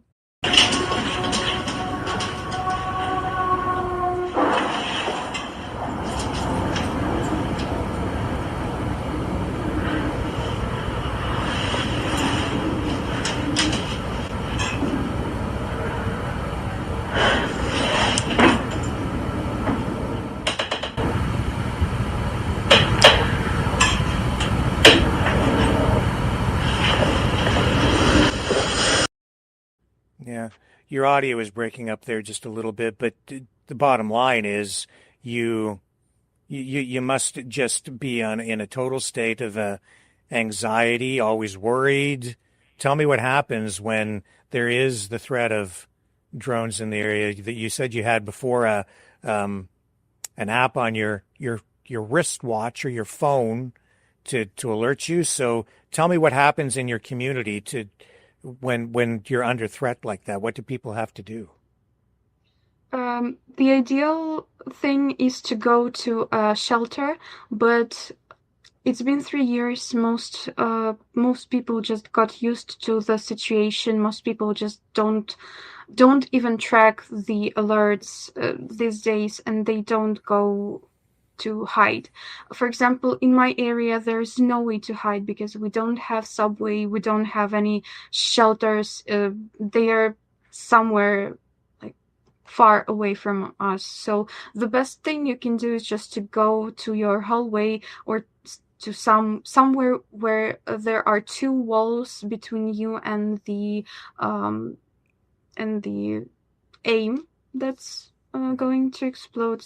Just in case if it's not a direct targeting, you have a chance to survive. If the rocket flies directly to you, you have no chances. But if it's just some nearby, you have the chance to survive and not be injured by glass and particles of the buildings. Is there much damage to civilian buildings, homes, roads, things like that in your area? I actually wanted to read a news article from that event that happened that I filmed. If you don't mind, I will just read that. I translated it into English. So, in Slovyansk Donetsk region, on the evening of March 19th, Russian forces struck residential neighborhood, damaging apartment buildings. The city has been under shelling for the second day in a row. Russian troops attacked with 6 drones, which are Yaryna 2 or Shaheds, they're the same. As a result of the attack, 2 men were injured. In the morning, debris of shattered windows was being cleared at the site of the strike. Volunteers were distributing construction materials to residents. The window and the balcony were blown out. The bedroom door was torn off and thrown into the hallway.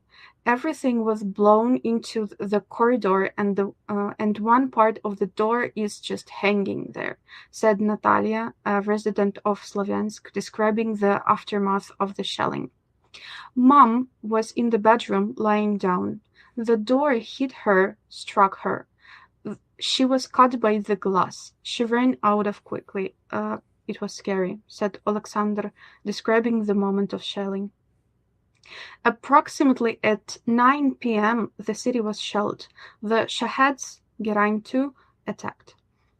4 hit one street and 2 hit another. Unfortunately, 2 people were injured, said Vadim Lach, head of the Slovyansk military administration. So I find this really cynic, because 9 p.m. is exactly the time when everybody is supposed to be at home, because it's forbidden to go outside. Civilians must sit at home, and striking residential area at the time when everybody who still lives here are in their apartments, that's what Russia do. Another strike actually happened in Zaporizhia. This is a neighbor region from Donetsk region. It was on evening of March 21st. The Russian army attacked Zaporizhia with drones. As a result of the shelling, an entire family was killed in one of the city districts. 38-year-old mother Olga, 41-year-old father Roman, and their 17-year-old younger daughter Uliana Christina Malenko. The corresponding post was shared on Instagram by their older daughter, Victoria.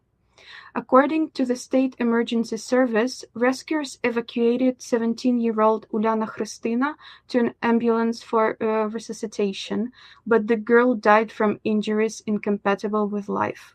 Later, emergency workers recovered the body of 41-year-old Roman, the girl's father. Imagine losing your entire family in one evening.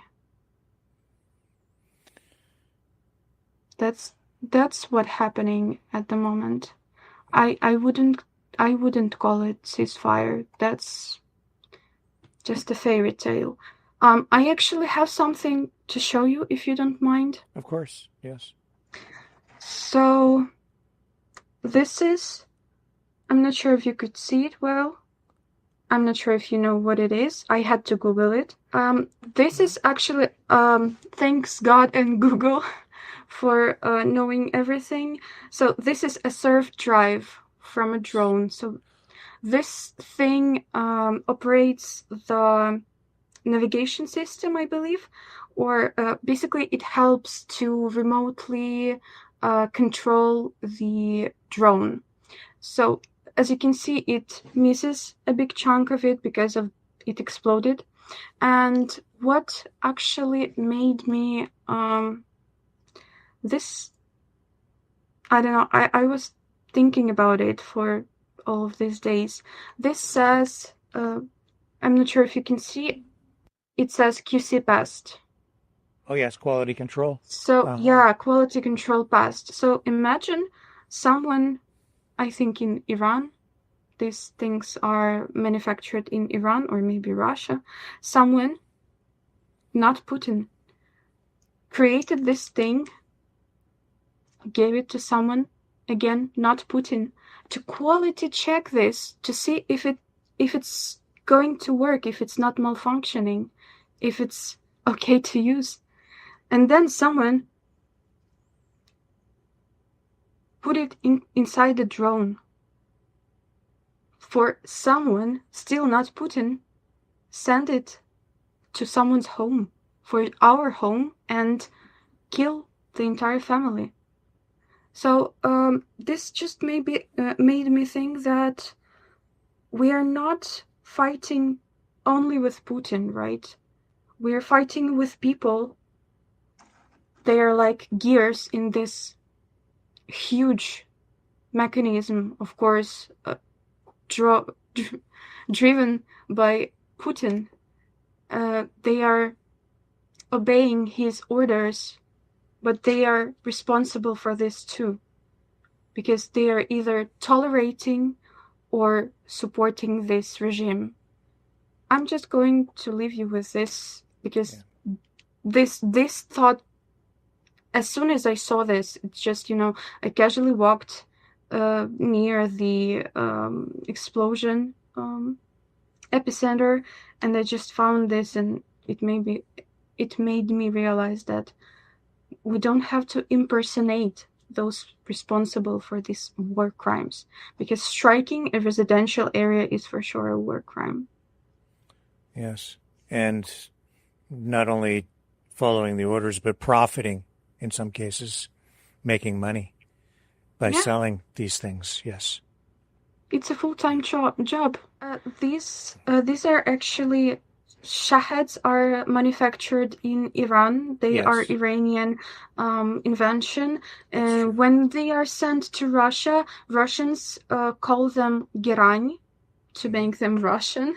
And I do think that this most likely was made in Iran. It's just they make these things and send them to different countries. Of course, I'm not an expert. I just made my Googling for this evening. And the thing is that they are okay with sending these to Russia, knowing where they are going to use them. And yes, those drones absolutely are manufactured in Iran. They're really helping Russia immensely, because if it wasn't for the weapons coming from Iran, Russia wouldn't have nearly the abilities that it has to inflict this kind of damage.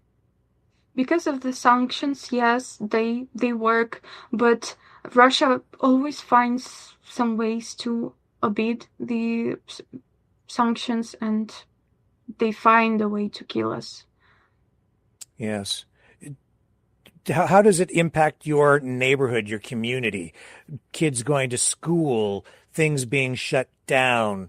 How do you live day to day there? We talked about it a little bit the last time, but I'm interested to kind of get more details on how you cope with the constant threat of drones and rockets coming in.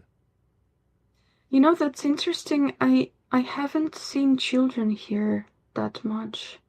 The only child I've seen, I've lived here for a year, and the only child I've seen lives in my neighborhood.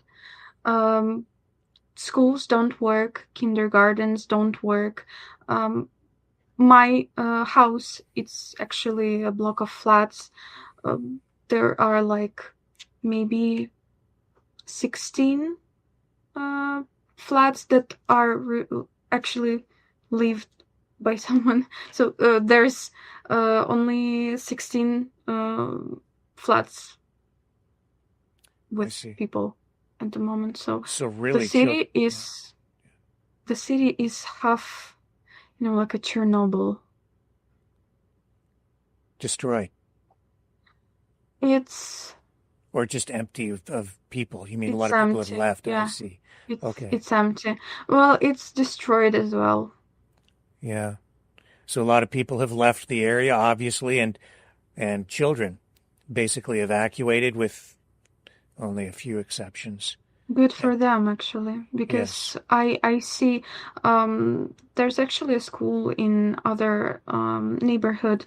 It was my boyfriend's childhood neighborhood where he used to live, and his school was struck, and one person was killed. So the school is destroyed, and I can easily see how Russians destroy a school full of children. They would be happy because they won't be dealing with those younger generations of Ukrainians who will definitely not like Russians because they are brought up in this. And I know that you're not comfortable speaking specifically about people that you may have lost, friends, neighbors, things like that, because it's a sensitive subject. But you have experienced some personal loss as well, so it must be difficult for you every time something like this happens because it brings back memories, I'm sure, and it is very emotional and scary. Every life is valuable, and sometimes you just have to think of these people, or maybe you don't have to think of these people, because reading articles when the entire family was killed, a young woman was killed, an artist was killed, a poet was killed, it's not that easy to to always feel that through yourself. So sometimes you just have to read it. It becomes numbers just for your sanity's sake, just for you to keep your mental health somehow intact. And sometimes you just have those memories. Sometimes you even though you didn't know this person well, but you know them, you knew them, or you still know them in your heart, you remember them. Sometimes it just destroys you emotionally. So it's like every loss, you just have this grief inside yourself, and you learn to to live outside this grief, but it never gets smaller. Your life gets bigger eventually, of course, but the grief stays intact, and it will always stay. I remember being in cemetery where Ukrainian soldiers are buried.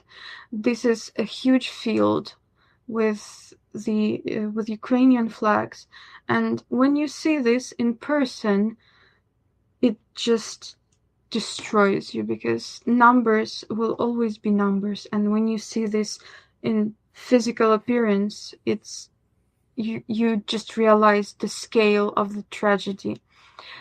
In Maidan Незалежності, Independence Square of Ukraine in Kyiv, we have this field near the monument. I will try to find some videos for you to realize and see.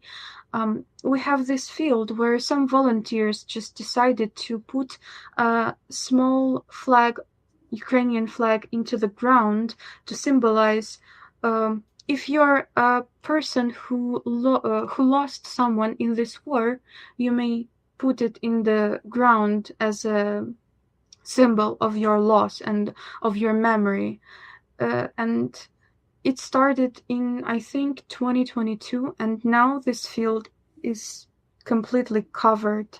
It's just entirely covered with the flags. Some small, some big flags. People leave some flowers there, maybe cigarettes, and passed away people's favorite things. And when you see it yourself, the scale, it just hits you.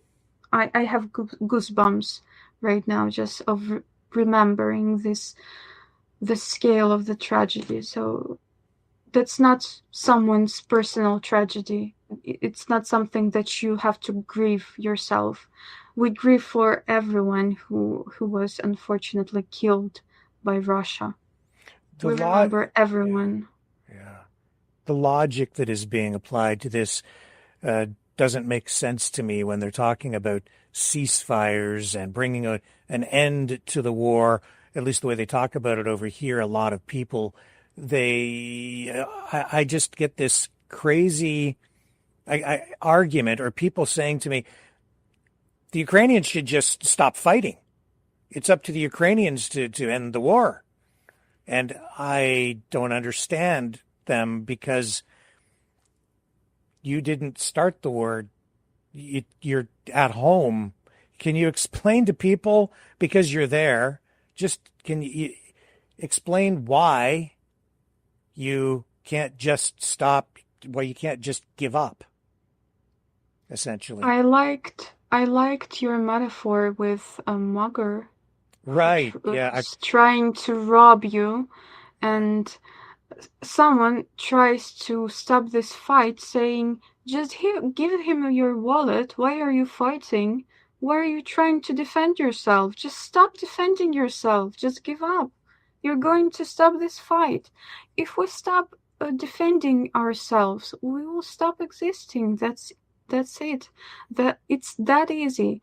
If we stop fighting for ourselves, if we stop standing up, it will turn out that all of those lost life, all of those killed people, heroes, they will be wasted for nothing, because we will just give up and give up our territories, our independence, our existence to Russia. And if we just give up, that's another important thing to remember. If we give up now, Russia won't be stopped by this. They will not be satisfied with Ukraine. If they occupy the whole territory of Ukraine, they have ambitions to have Poland. They have ambitions to have Finland. God knows how many countries they would like to have, just because they can. And if we give up, they will understand that they can.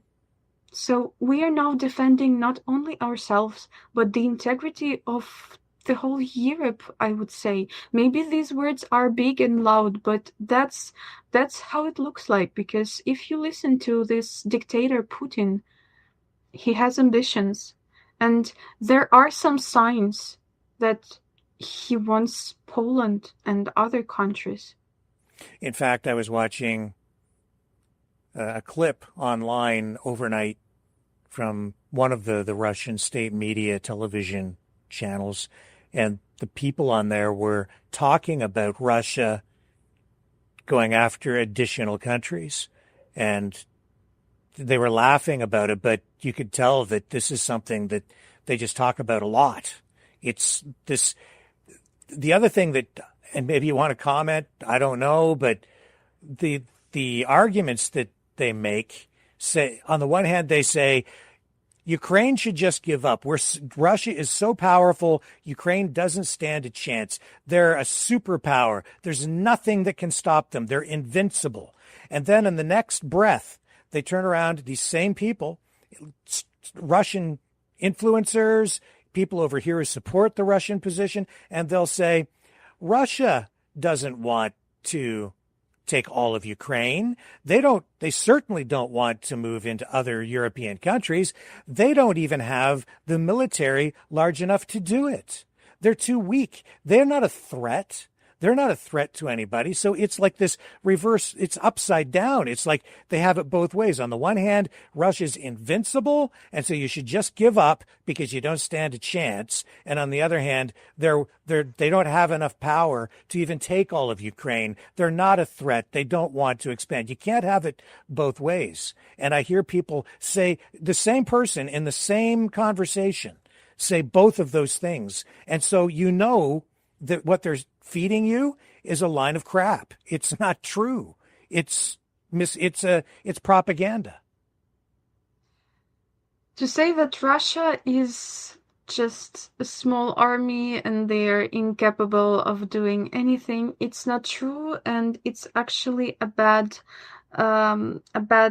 thing to say, because it makes our effort seem smaller, and actually our soldiers are fighting, are giving their life to fight this huge army, and they get their weapons from somewhere, and they have loads of people. Maybe they don't value their people. They just send them to death just to kill more Ukrainians. They don't care about their people, and maybe it's their power, because they have this huge resource of people, like 100 million, probably more.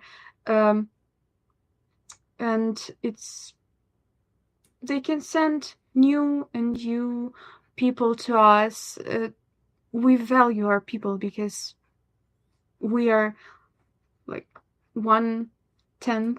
No, not, I'm bad with numbers, but the thing is that the scale of our country, the scale of our populations are just, we are much smaller. We have much fewer people, even fewer soldiers who can fight, and they're huge, and they are not scared to lose their soldiers. They don't care about them, and they have weapons, even though there are sanctions in place. They still receive some details that are not manufactured in Russia. They receive materials to manufacture those details and those drones.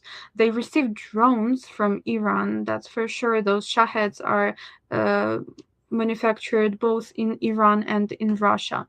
So we have to be not scared, but we have to be aware of them, and we have to know our enemy, and we have to know that we have to fight them. If we stop fighting, if we believe those propaganda that they are harmless and they will do nothing and they will not go further than Ukraine. Oh yes, they do. Yes, they do. Yeah, that much is becoming clearer by the day. And just to pivot back to that metaphor that I shared with you just before we came on to do this program, and then you just came up with it again. What I've seen coming from Donald Trump with regard to that is you sort of had Vladimir Putin and Russia mugging Ukraine. And so if you want to say even Zelensky, right, just to help with the metaphor. So Russia's beating up Zelensky, Ukraine, and Trump comes along, it gets back into office and says, well, you should just give up. And Ukraine says, well, we can't. We're being attacked. And then Trump kind of came in, and by cutting off the intelligence the other day, it was like Trump not only said, just give up, he actually started to beat up on Zelensky as well, like in the White House Oval Office. Then he cuts off the intelligence. That resulted in Russia being put in a position where they sent in troops and they were able to flank the Ukrainian forces in Kursk and resulted in some deaths there. So it was like Trump went over and sort of held Ukraine down so that Putin could beat Ukraine even more. And then said, "Are you going to give up now? We want peace. Are you going to give up?" That's what I'm seeing out of this. And then we get this partial ceasefire, which is not really a ceasefire at all, because since the ceasefire, I'm just getting more and more reports over here of escalation, more attacks, and the partial ceasefire is supposed to be an agreement to not attack energy infrastructure. But all I'm seeing is an escalation in the war and more infrastructure being attacked. It certainly ramped up in the 2 days after this partial ceasefire was announced. And there was, in that agreement, as far as I understand it, there was no specific date when it was supposed to take effect. And it doesn't look like it has. It looks like it's fake to me. Again, can you shed any light on this? What are you seeing over there and hearing, because you're right there in Ukraine? Sorry, just lost my mind. Just was reflecting on what you've said, and actually, this is what Zelensky told Trump, that it doesn't work. Diplomacy doesn't work. Ceasefire doesn't work. Even though maybe it wasn't, it didn't take effect, like officially, there weren't any dates and nothing. I don't think it's going to change. We are attacked constantly. We have people dying, and they are not soldiers. It's not like military infrastructure. It's a residential area. It's a center of the city. It doesn't look like any infrastructures, even military aims, were targeted. So yes. I don't know what they are saying, what they are talking about. Apparently, you can better tell from sitting in your White Office or elsewhere talking about peace, where it doesn't look like peace here. Not at all. And Trump has also turned around and said, of course, he wants the minerals, which is the equivalent to the mugger, to the person saying to the victim of the mugger, I'll protect you, and from the guy who's trying to beat your wallet out of you, but you have to give me your wallet. And so that's kind of what we've seen happening. And worse than that, Trump has sort of joined in, at least momentarily he did, and started to beat Zelensky into submission as well. And now what we have as a result is what amounts to, Trump always talks about fake news, but what I'm seeing here is this is a fake ceasefire, generating fake news. And you're seeing a lot of people kind of going along with the story when it isn't true at all, just to appease him or give him this public relations facade, a veil or a mask of some sort of a deal to get a public relations win. And the other interesting thing that you're not aware of, I'm sure, is that over here, since that partial ceasefire was talked about, signed, the news about Ukraine has dropped right off. You're not hearing as much about it now over here. It's just faded into the background, almost like Trump has come up with some sort of a solution to this, and it's in the works, and he got this partial ceasefire. And so all the news is now like not front page, not even page 2. Now it's back on like page 6, and it's not being talked about nearly as much. And Zelensky is being forced to sort of play this game where he's saying, yes, we're ready for some sort of a deal, and pretending like this ceasefire is happening when it isn't, but also acknowledging that these attacks are still happening. It's this bizarre, strange, or George Orwell 1984 dystopian fake reality that has been created for people. It's the most bizarre thing. that I've ever seen. Not in my lifetime have I seen this. Maybe this is partly what war is like. Truth is out the window. It's gone. It's the first casualty of war. Actually, my entire and whole life that I remember, it's been always like this. We've been attacked during the ceasefire, and nobody pays attention to that because nobody cares, nobody listens. Ukraine is on 10th page of the news, and if you say that you've never seen this once in your life, it's been my entire life. So finally, I'm happy to see that more attention is shed to our situation, and whatever they are talking about in White House in these negotiations, we're still fighting. It's been 3 years. It's been 11 years since 2014, actually. And we're still here. We still exist. We're still fighting. And what I think is we don't need this ceasefire because we don't trust this ceasefire. And we will have to always be ready to fight back during those ceasefires. I think what we need is more weapons, and we will try to destroy that atrocity which is called Russia, or at least the state, how it's like for now. The Russian Federation, I think, shouldn't exist as a whole country because it's just not safe for the entire world, I think. And what Putin is trying to do is he's trying to return back to USSR, maybe in a bigger scale.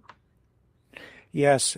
And, as a Canadian journalist, the thing that really got me focused on Ukraine and really made me question my beliefs, what I thought was true, was when I started to catch lies coming from influencers, even professors over in America who are driving public policy.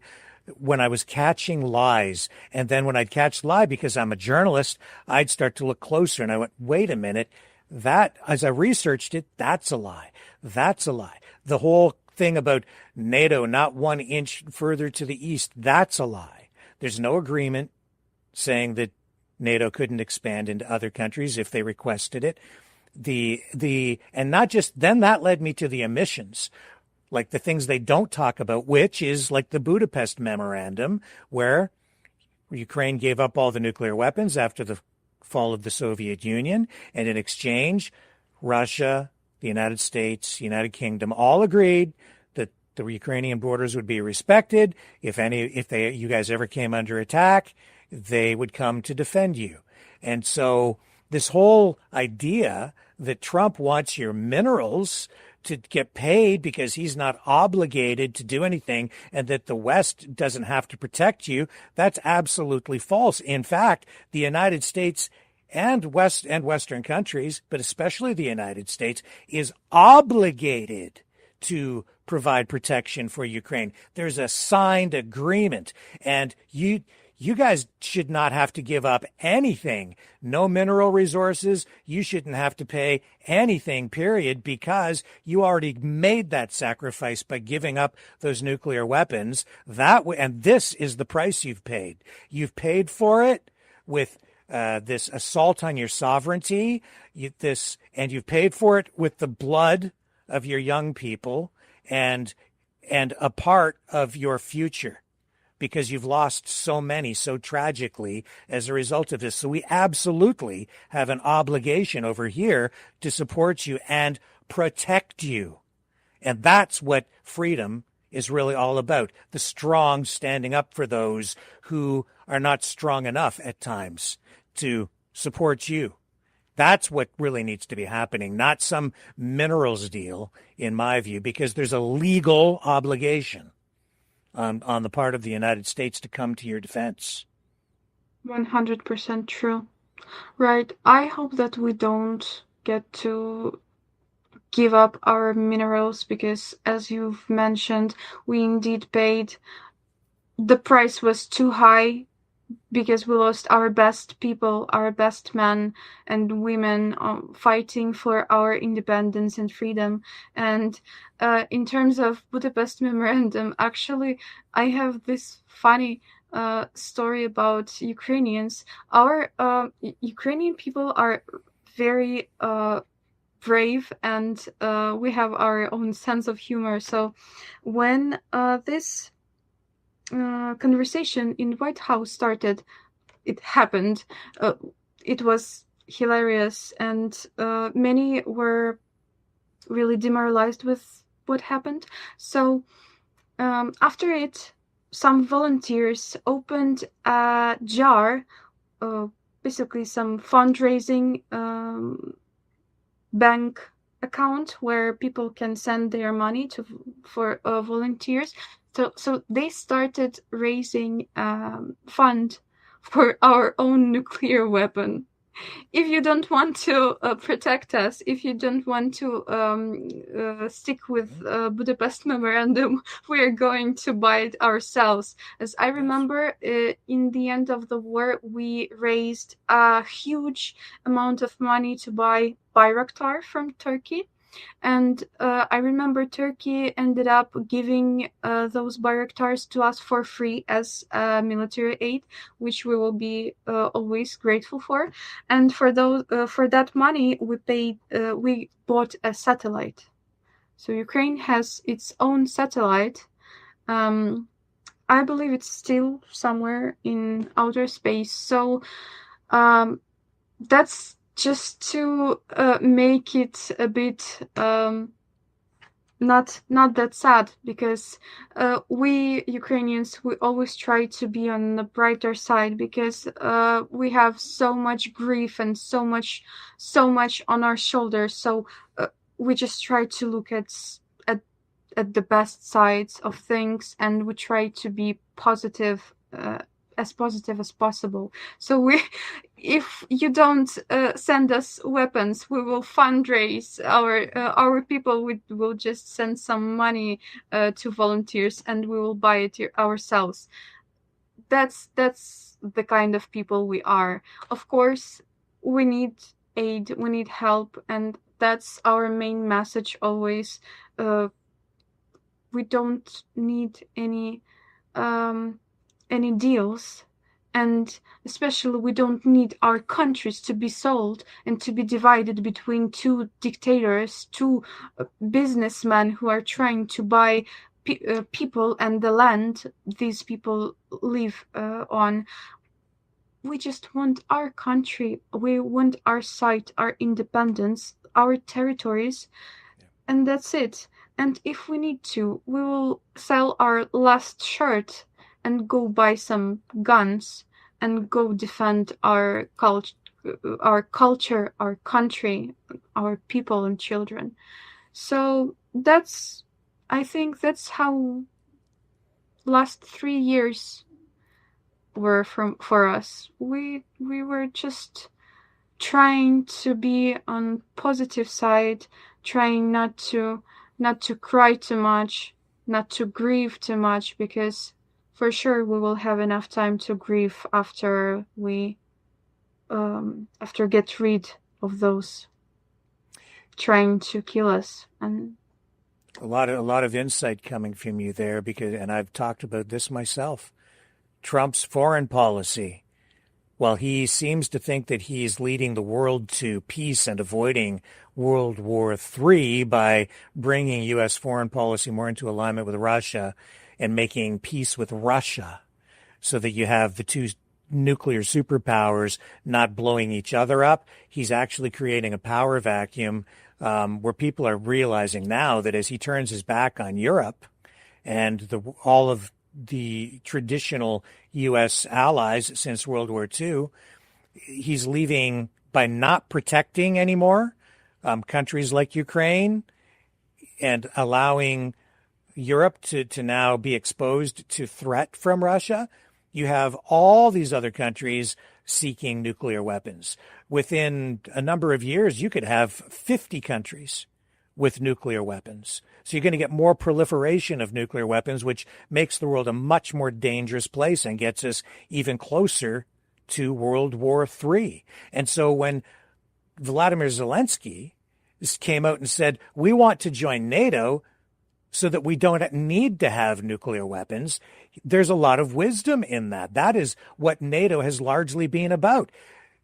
Bring everybody that wants to join from the Western countries under the NATO umbrella so that you don't need more and more and more countries with nuclear weapons.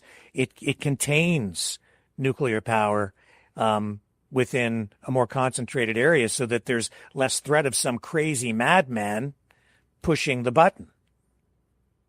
It makes more sense, honestly. The world would be a safer place if Ukraine joined NATO for that very reason alone. We have a lot of things to teach NATO, how to conduct a war, how to be a warrior, because in my memory, in my knowledge, this war is the most documented.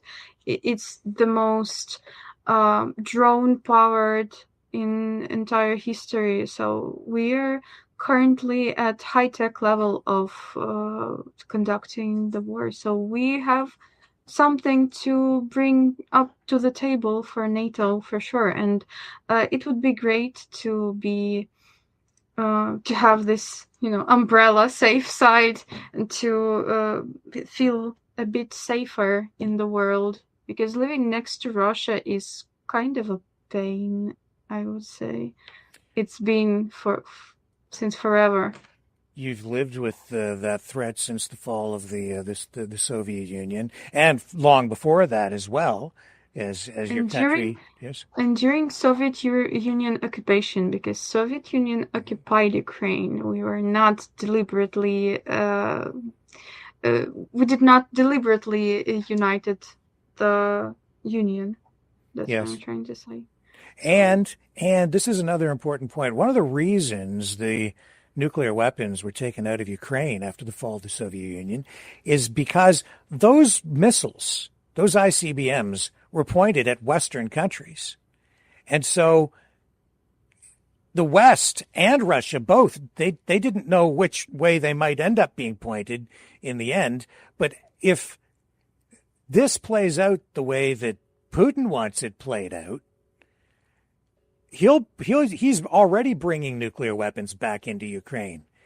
So if Russia wins, this guarantees that nuclear weapons will end up on Ukrainian soil again, and they will be pointed at Western countries. And people over here who keep saying, this doesn't have anything to do with us, we don't need to defend Ukraine, just let it go, it's not worth it. Well, I don't know that it is, because he already has tactical nuclear weapons up in your area there around Donetsk. He's talked about that. They've been running military exercises with nuclear weapons within the past year.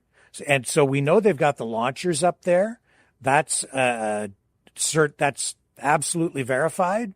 So he's already moved them in, and he's going to reestablish Ukraine as a nuclear launching point, bringing it that much closer to Western countries. So it's actually the opposite of everything that we're being told over here, where it's not, the issue isn't so much NATO expansionism threatening Russia.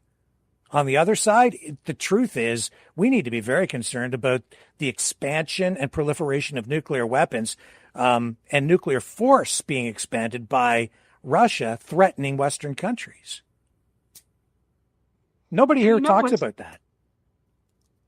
What's interesting is actually that right before a big-scale invasion happened, everybody in Ukraine was just, no, it's not going to happen. No, it's just, it's a fuss. It's going to be okay. And then it happened. So imagine speaking about using nuclear weapon. No, it's not going to happen. Let's just forget about Ukraine. They will figure it out themselves. And it eventually, one day or another, it may happen, because this this nation is crazy. They are trying to destroy everything, apparently. And when it happens, no one survives. Or just, it's going to be an apocalypse. It's, how do we live after a nuclear weapon usage? So just think about that. It exists somewhere. It's near to us, and it has a wide range. It can reach to United States. If it's from Vladivostok, I think it could reach easily. So yeah, you have something to be afraid of course. The other lie, and I hadn't realized this until just overnight. I listen to things as I fall asleep, news programs and live streams, because I'm constantly researching things. And I connected another dot. And again, you maybe want to comment on this. Ukraine, and I've said this myself, Ukraine should be a neutral country. And so I've thought, oh yeah, that makes sense. Make Ukraine a neutral country, not part of Russia, not part of Europe. And so they can't join the EU, they can't join NATO, they have to be neutral. That's one of the demands from Putin. But overnight, and this is largely because of what Canada is going through right now, this threat that Canada is under from the United States, where Trump is talking about taking us over. And I realized that whole thing about Ukraine being neutral is a lie. It's a Russian lie, because Ukraine can't ultimately just be neutral, because just like Canada, Ukraine is a small secondary power, not a superpower.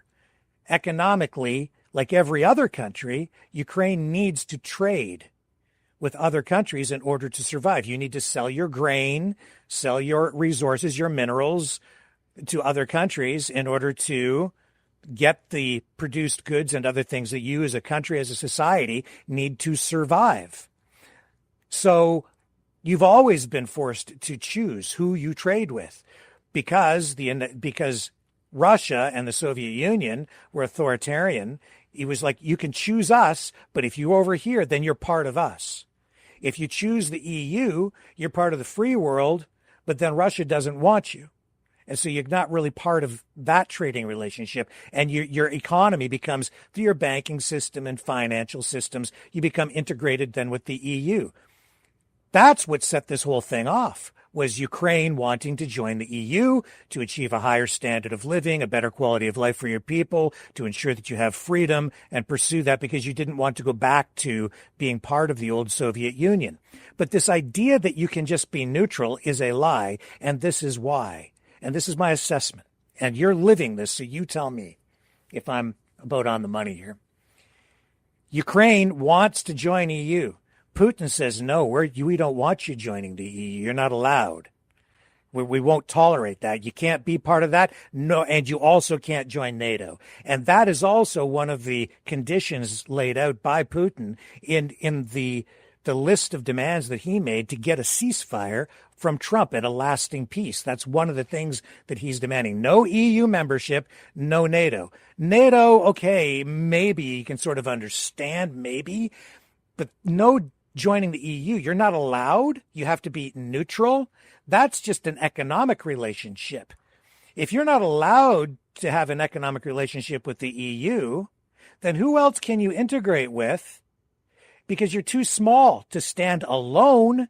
You don't have the size. You don't have the economies of scale. You can't be a Ukraine and have just your own financial system that your money doesn't integrate with other parts of the world. This would then force you to join Russia.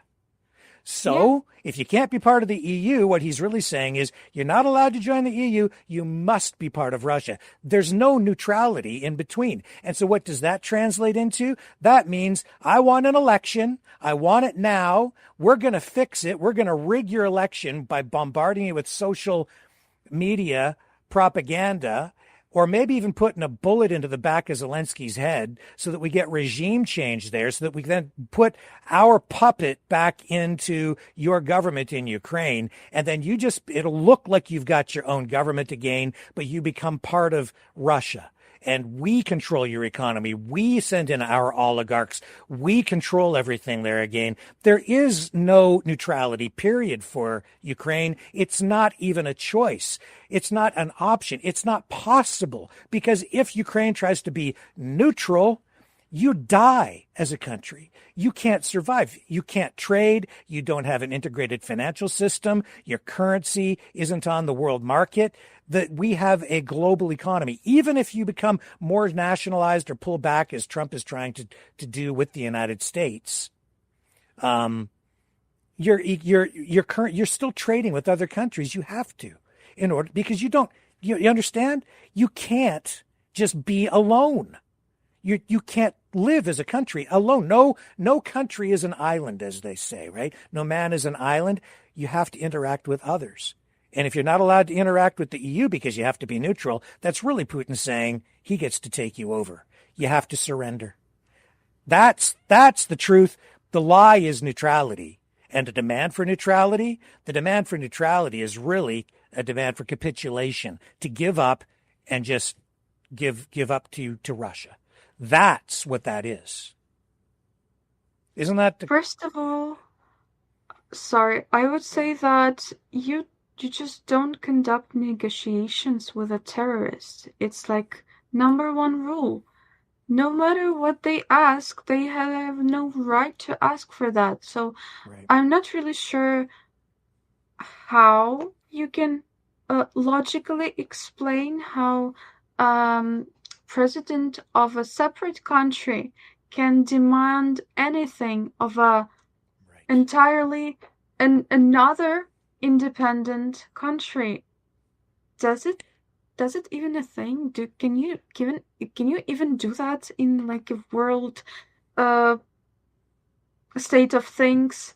It just doesn't fit my mind. I can't understand how you can make it a reason to fight with someone, to invade another country, to not to let us do something. We're independent country. We are not part of Russian Federation, USSR thing, that monstrosity that they created during the years after USSR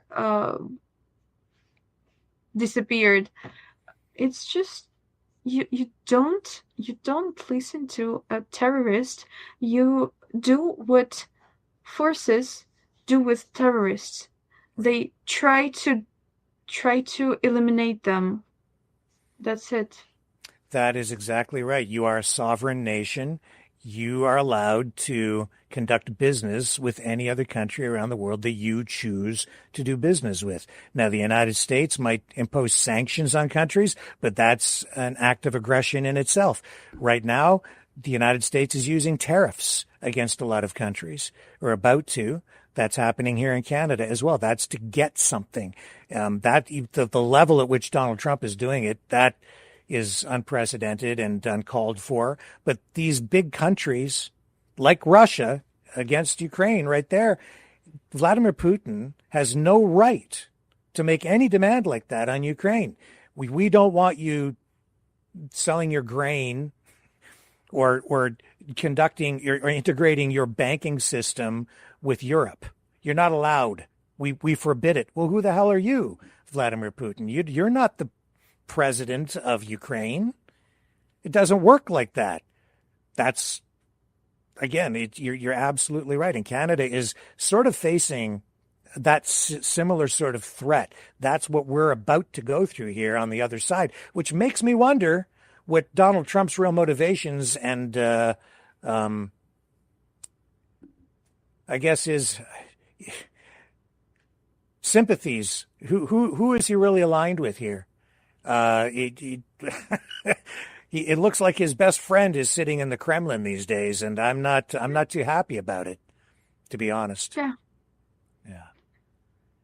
It's most apparently how it's like, because once again, you don't negotiate with a terrorist. And these Yeah. two fellows look like they're best friends for forever. So I wouldn't actually seek support from United States, to be honest. It's just I don't see how we can trust those decisions that U.S. government makes, because they canceled grants, loads of grants that funded our crucial infrastructures.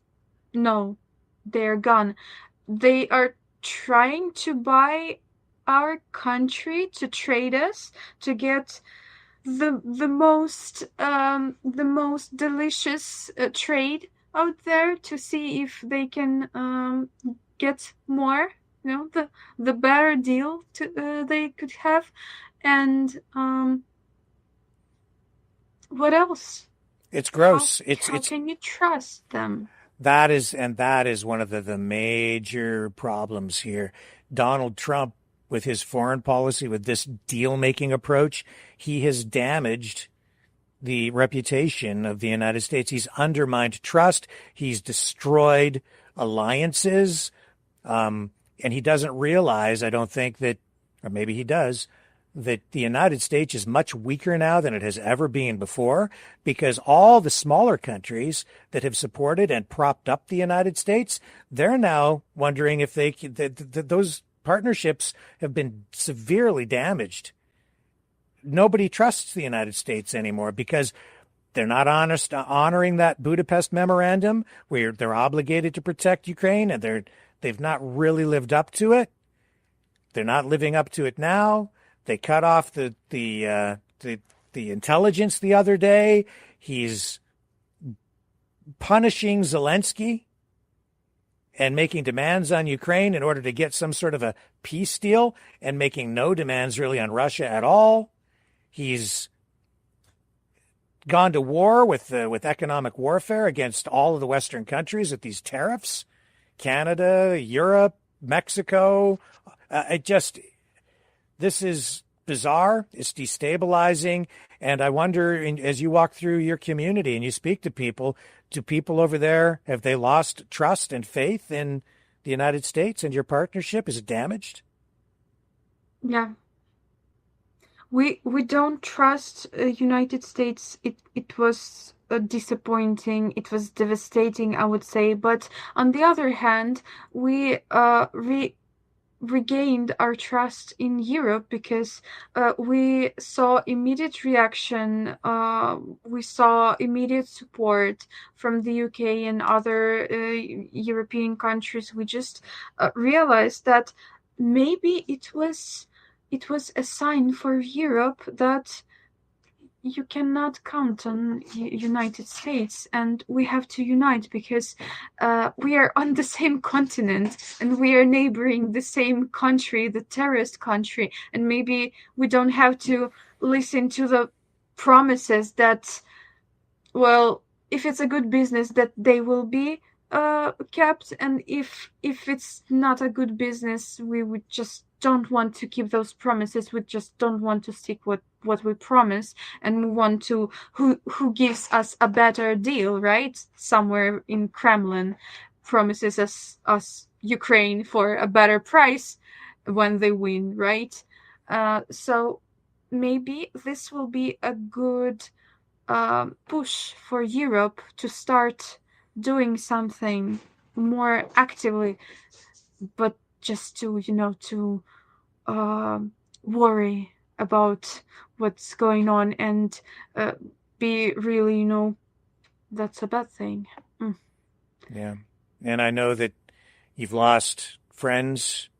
I know that, as we just spoke of earlier, we've seen entire families lost just overnight.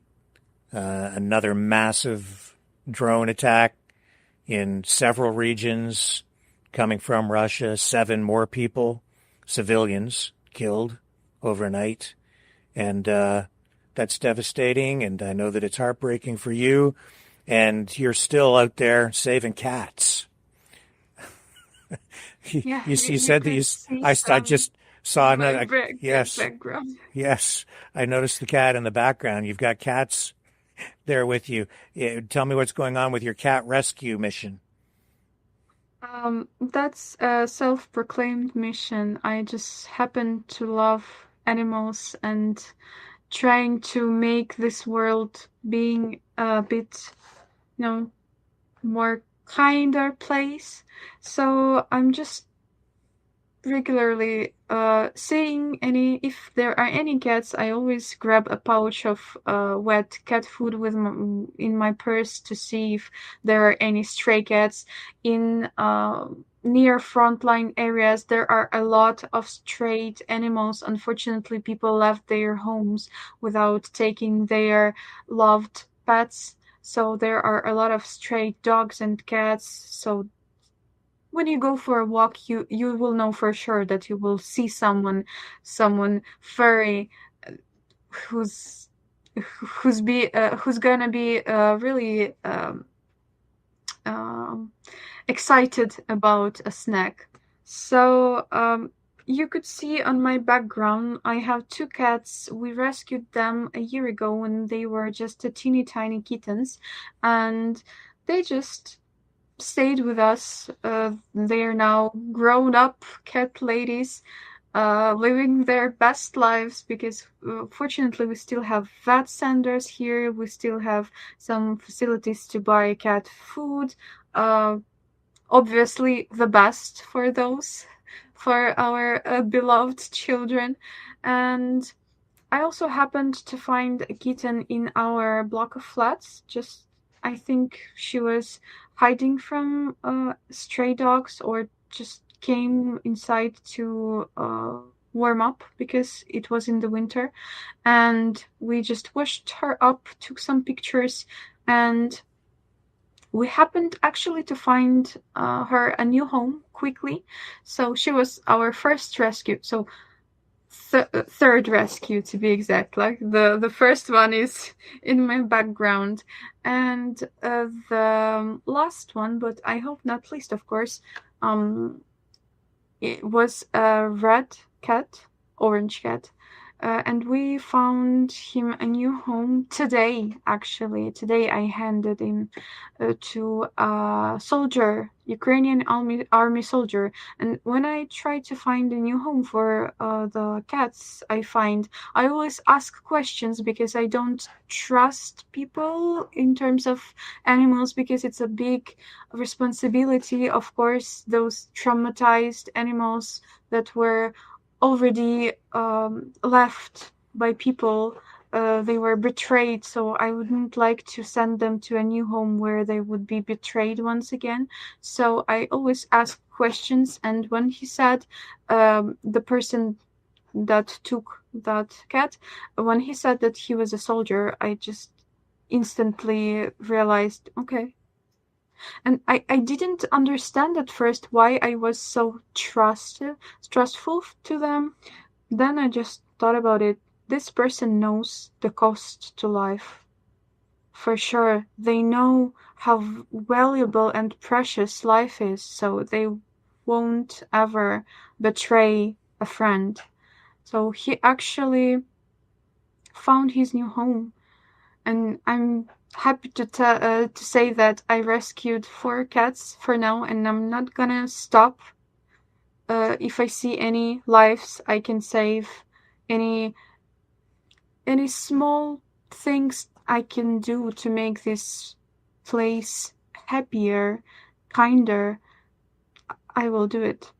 I will keep doing it till I'm alive. Hopefully that's gonna be a long time. I hope so too. And I guess this is a way to preserve, not just save some cats, but maybe preserve your humanity and all of our humanity in a small way. Yeah, just transforming that grief and despair into kindness for someone who cannot take care of themselves. Around here, when people do good deeds and use their superpowers for good and not evil, we knight them. So tonight, I'm making you a Maverick Knight, and you just stay right where you are, because I hereby knight you, Sir Yaryna. We, the Maverick family, do hereby dub thee an official Maverick Knight, freedom fighter extraordinaire. May your courage and devotion to freedom and truth become a shining example to the people of our world and the Maverick universe. Maverick News. The world is watching.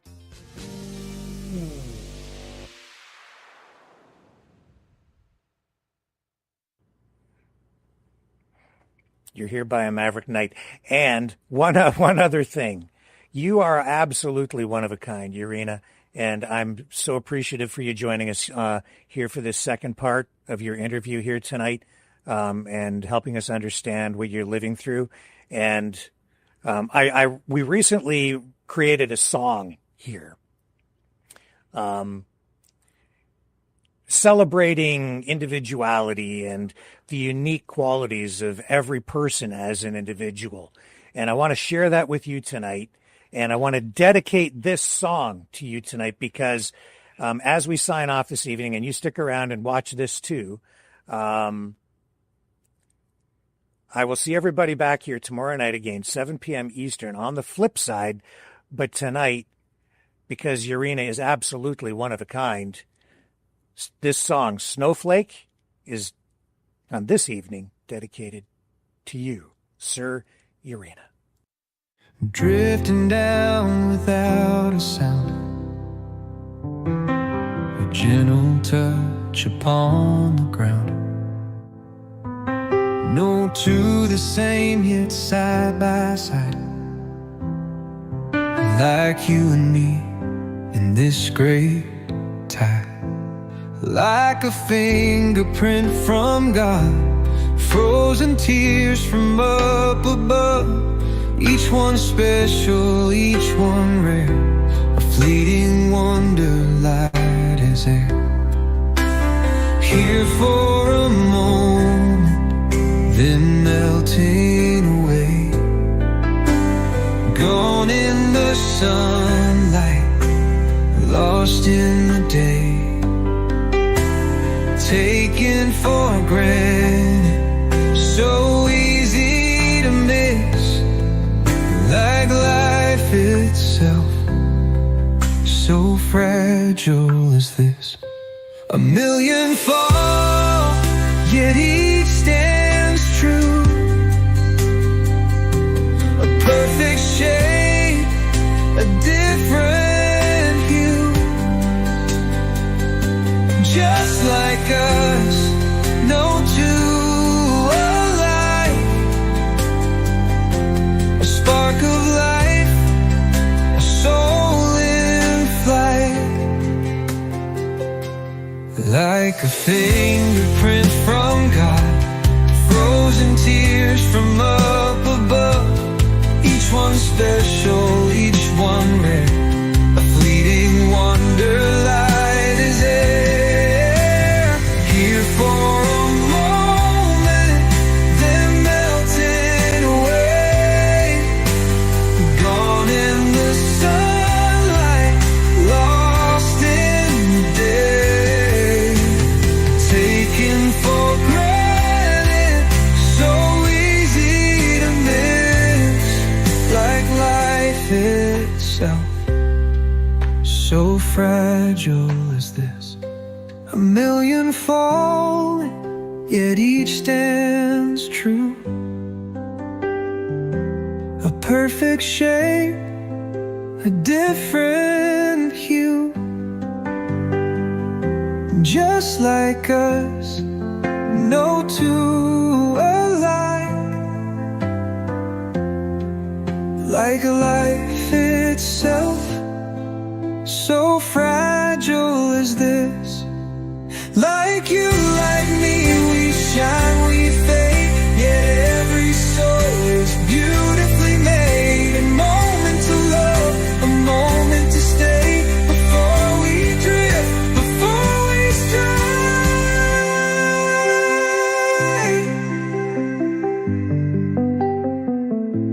Cherish the snowflakes, here only for a moment, then melt away.